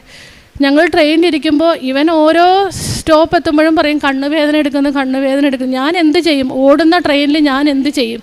ഞാൻ അമ്മയോട് പ്രാർത്ഥിച്ചു, അമ്മ ഞാൻ എന്ത് ചെയ്യും? എൻ്റെ കുഞ്ഞിന് കണ്ണിന് വയ്യ. ഇന്ന് പോകുന്നത് ഒരു ഗവൺമെൻറ് ഓഫീസിലേക്കാണ്. അവിടുത്തെ കാര്യങ്ങളൊക്കെ എങ്ങനെ നടക്കുമെന്ന് എനിക്കറിഞ്ഞുകൂടാ. അതിൻ്റെ കൂട്ടത്തിൽ എൻ്റെ കുഞ്ഞിന് കണ്ണിന് വയ്യ, ഞാൻ എന്ത് ചെയ്യും? ഞാൻ എവിടെ കൊണ്ടുപോകും ഈ ഓടുന്ന ട്രെയിനിൽ? അതുമാത്രമല്ല, ഞങ്ങൾ വരുന്നത് പുളുങ്കുന്നിലാണ്. പുളുങ്കുന്നിൽ ആകെ ഒരു പ്രൈമറി ഹെൽത്ത് സെൻ്ററാണുള്ളത്. അവിടെ ആഴ്ചയിൽ 2 ദിവസമാണ് ഡോക്ടറുള്ളത്. അപ്പോൾ ഞാൻ എൻ്റെ ഹസ്ബൻഡിനോട് പറയാൻ, നമുക്കിത് വെച്ചുകൊണ്ടിരിക്കേണ്ട, വീട്ടിൽ വന്നിട്ട് നമുക്ക് പുഷ്പഗിരിയിലോ എവിടെയെങ്കിലും കൊണ്ടുപോയി കൊച്ചിൻ്റെ കണ്ണ് കാണിക്കണമെന്ന്. അങ്ങനെ ട്രെയിൻ ഇറങ്ങി ഞങ്ങൾ നേഴ്സിംഗ് കൗൺസിലെത്തി. ഞങ്ങൾ ഓട്ടോയ്ക്ക് കാശ് കൊടുത്തിട്ട് ഞങ്ങൾ തിരിയുമ്പോൾ കാണുന്നത് ഒരു വലിയ ഐ ഹോസ്പിറ്റലാണ്. അത് തിരുവനന്തപുരത്തെ റീജിയണൽ ഐ സെൻറ്റർ. ഒരു ഡോക്ടറിന് വേണ്ടി ഞാൻ ആഗ്രഹിച്ചപ്പോൾ, ട്രെയിനിലിരുന്ന് ഒരു ഡോക്ടറിനെ കാണാൻ ഞാൻ ആഗ്രഹിച്ചപ്പോൾ, ഞാൻ ഇറങ്ങിയ സ്ഥലത്ത്, ഞാൻ ആദ്യമായിട്ട് ചെല്ലുന്ന സ്ഥലമാണ്, ഒരേ മതിൽ അപ്പുറത്തത് eye hospital, regional eye hospital. ഒരു ഡോക്ടറിനെ ആഗ്രഹിച്ചപ്പോൾ മാതാവ് എനിക്ക് തന്നത് 100 കണക്കിന് ഡോക്ടർമാരാണ്. കണ്ണിൻ്റെ മൊത്തം ഫെസിലിറ്റീസ് ഉള്ള ഡോക്ടേഴ്സ്. എൻ്റെ കൊച്ചിനെ അവിടെ കൊണ്ട് കാണിച്ചു. അവരപ്പം തന്നെ ആ കണ്ണിലെ പാട നീക്കം ചെയ്തു, കണ്ണിൽ മരുന്നൊഴിച്ചു, വേദനയ്ക്ക് കുറവ് കിട്ടി, എല്ലാം സൗഖ്യമായി. എന്നിട്ട് അവർ പറഞ്ഞു, ഈ അസുഖം പൂർണ്ണമായിട്ട് മാറണമെങ്കിൽ 6 മാസം തുടങ്ങി 1 വർഷം വരെ എടുക്കും. കാരണം സിവിയറായിട്ട് അലർജി ആയിപ്പോയി. അവന് വേറെ അലർജിക് പ്രോബ്ലം ഉള്ളതുകൊണ്ട് നിങ്ങൾ ചൊറിച്ചിലിൻ്റെ മരുന്ന് കൊടുക്കുന്നുണ്ടായിരുന്നു. അപ്പോൾ അതുകൊണ്ടാണ് കണ്ണിൽ വന്ന അസുഖം നിങ്ങൾ അറിയാതെ പോയത്. 6 മാസം തുടങ്ങി 1 വർഷം വരെ ഇത് മാറാതെ നിൽക്കുമെന്ന്. അന്ന് രാത്രി എൻ്റെ കുഞ്ഞ് മാതാവിനെ സ്വപ്നം കണ്ടു. അവൻ പറയുന്നത്, മാതാവ് കടൽത്തിരയുടെ മുകളിൽ സ്വപ്നത്തിൽ വന്നിട്ട് എന്നോട് പറഞ്ഞു, ഉപ്പ് കഴിക്കണം, തൈലം പുരട്ടണം, കണ്ണിൽ തൈലം പുരട്ടണം, തേൻ കുടിക്കണമെന്ന്. ഞാൻ അതനുസരിച്ച് ഒരാഴ്ച കുഞ്ഞിൻ്റെ കണ്ണിൽ തൈലം പുരട്ടി വിശ്വാസ പ്രമാണം ചൊല്ലി പ്രാർത്ഥിച്ചു. ഉടമ്പടി ഉപ്പ് അവന് കൊടുക്കാൻ. 1 കൊല്ലം അല്ലെങ്കിൽ 6 മാസം കൊണ്ട് മാറുമെന്ന് പറഞ്ഞ അസുഖം 2 ആഴ്ച കൊണ്ട് പൂർണ്ണമായിട്ട് സൗഖ്യമായി എൻ്റെ കുഞ്ഞിന്. അതുമാത്രമല്ല, അവൻ പറയുന്നത്, അമ്മ മാതാവ് എന്നെ സ്വർഗത്തിലോട്ട് കൊണ്ടുപോയി. അവിടെ അമ്മ മാതാവിന് ഒരു ഷോപ്പ് ഉണ്ടായിരുന്നു. ആ ഷോപ്പ് തുറന്നപ്പോൾ മൊത്തം അവിടെ ജപമാല സെയിൽ ചെയ്യാൻ വെച്ചേക്കുമോ. അതിൽ നിന്നൊരു ജപമാല എനിക്ക് തന്നിട്ട് പറഞ്ഞു, ജപമാല ചൊല്ലി പ്രാർത്ഥിക്കണം, നിൻ്റെ അസുഖം മാറുമെന്നാണ് പറഞ്ഞതെന്ന്. അന്ന് മുതൽ ഞങ്ങളെല്ലാവരും, ഈ ഉടമ്പടി എടുത്തതിന് ശേഷം ഞങ്ങളെല്ലാവരും പ്രാർത്ഥനയിൽ വളരെയധികം വളർന്നു. എൻ്റെ കുഞ്ഞു മക്കൾ ഉൾപ്പെടെ കൊന്ത ചൊല്ലി പ്രാർത്ഥിക്കും. ഞങ്ങൾ എവിടെ പോയാലും കാറിലിരുന്ന് കൊന്ത ചൊല്ലും, തിരിച്ചു വരുമ്പോഴും കൊന്ത ചൊല്ലും. വെളുപ്പിന് എഴുന്നേറ്റ് പ്രത്യക്ഷീകരണ പ്രാർത്ഥന ചൊല്ലിക്കഴിയുമ്പം കൊന്ത ചൊല്ലിയാണ് വീട്ടിൽ കാര്യങ്ങൾ തുടങ്ങുന്നത് തന്നെ. സന്ധ്യാപ്രാർത്ഥന മുടങ്ങാറില്ല. കുഞ്ഞുങ്ങളുമല്ല, പ്രത്യക്ഷീകരണ പ്രാർത്ഥനയൊക്കെ അവർക്കൊക്കെ ബൈഹാർട്ടാണ്. സ്കൂളിൽ പോകുമ്പം കുഞ്ഞുങ്ങൾ മാതാവിനൊരു സ്റ്റാച്ചു ഉണ്ട്, സ്റ്റാച്ചുവിന് ടാറ്റ കൊടുത്തിട്ടാണ് ഇപ്പോൾ അവർ പോകുന്നത്. അത്രയും ഞങ്ങൾ മാതാവുമായിട്ട് അടുത്തു. വിശ്വാസത്തിലില്ലായിരുന്ന എന്നെ മാതാവിലേക്ക് അടുപ്പിച്ചു. അങ്ങനെ ഈശോ എനിക്ക്, ഇത്രയും നാൾ ഞാൻ ക്രിസ്ത്യാനിയായിരുന്നു, പക്ഷേ ക്രിസ്തുവിൻ്റെ അനുയായി ആയിരുന്നില്ല. ഞായറാഴ്ച മാത്രം പള്ളിയിൽ പോകുന്ന, അല്ലെങ്കിൽ പെസഹായ്ക്ക് മാത്രം കുമ്പസാരിക്കുന്ന ഒരു ടിപ്പിക്കൽ ക്രിസ്ത്യാനിയായിരുന്നു. പക്ഷേ ഇപ്പോഴാണ് ഞാൻ ശരിക്കും ക്രിസ്തുവിൻ്റെ അനുയായിയായത്. അച്ഛൻ പറയുന്ന പോലെ, അവൻ പറയുന്ന പോലെ ചെയ്യുന്ന നല്ലൊരു ക്രിസ്ത്യാനിയായത് ഇപ്പോഴാണ്. ഈശോയ്ക്കും മാതാവിനും കോടാനുകോടി നന്ദി. കാരുണ്യ പ്രവൃത്തികൾ എന്ന് പറഞ്ഞു കഴിഞ്ഞാൽ, ഞങ്ങളുടെ ഗവൺമെൻറ് ഹോസ്പിറ്റൽ പ്രൈമറി ഹെൽത്ത് സെൻ്ററിൽ അവിടെയൊന്നും ഹോട്ടൽസ് ഒന്നുമില്ല. അപ്പോൾ അവിടെ അഡ്മിറ്റ് ആവുന്ന പേഷ്യൻസിന് ഞങ്ങൾ സ്വന്തമായിട്ട് തന്നെ ഭക്ഷണം ഉണ്ടാക്കി കൊണ്ടു കൊടുക്കും. പിന്നെ ഉടമ്പടി പത്രം വാങ്ങിച്ച്, അത് ഒരു കെട്ടൊന്നുമല്ല, കൃപാസനത്തിലെ പത്രം, മാതാവിൻ്റെ പത്രം വാങ്ങിച്ച് ഞങ്ങളെ കൊണ്ടാവുന്നത്രേ വാങ്ങിച്ച് എല്ലായിടത്തും കൊടുക്കും. പിന്നെ അത് ഭക്ഷണമെന്നല്ല, വെള്ളവും, ചിലപ്പോൾ വഴിയിൽ തളർന്ന് നിൽക്കുന്ന ആരാണെങ്കിലും, ചിലപ്പോൾ ഒരു ട്രാഫിക് പോലീസുകാരനായിരിക്കും, ഒരു വെള്ളമാണെങ്കിലും ഞങ്ങൾ വാങ്ങിച്ചു കൊടുക്കും. ആരാണോ വിഷമിച്ചിരിക്കുന്നത് അപ്പം ഞങ്ങളുടെ കയ്യിൽ എന്താ ഉള്ളതെന്ന് വെച്ചാൽ അത് കൊടുക്കും. പിന്നെ ഉപവസിച്ച് പ്രാർത്ഥിക്കും. പ്രാർത്ഥനയിൽ കുഞ്ഞുങ്ങളെ, എനിക്കിപ്പോൾ എൻ്റെ ഇതിലനുസരിച്ച് എനിക്കിപ്പോൾ വീട്ടിൽ തന്നെയാണ്, ഞാൻ ജോലി ഇല്ലാത്ത കാരണം കുഞ്ഞുങ്ങളെ.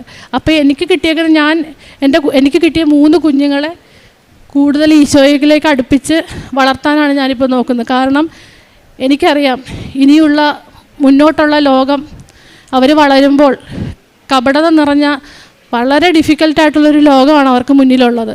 അതിലൊന്ന് പിടിച്ചു കയറി വളരണമെങ്കിൽ ഈശോയുടെയും അമ്മ മാതാവിൻ്റെയും സഹായം കൂടിയേ പറ്റത്തുള്ളൂ. അല്ലെങ്കിൽ നമുക്കറിയില്ല നമ്മുടെ കുഞ്ഞുങ്ങൾ എങ്ങോട്ടാണ് പോകുന്നത്. ഇന്നത്തെ ലോകം അങ്ങനെയാണ്. അതുകൊണ്ട് ഞാൻ എൻ്റെ 3 മക്കളെയും എൻ്റെ അമ്മ മാതാവിന് സമർപ്പിച്ചേക്കാണ്. അവരെ നോക്കി വളർത്തിക്കോളാൻ പറഞ്ഞിട്ട് ഞങ്ങൾക്ക് കിട്ടിയ എല്ലാത്തിനും ഇനി കിട്ടാനുള്ള എല്ലാ അനുഗ്രഹങ്ങൾക്കും ഈശോയ്ക്കും മാതാവിനും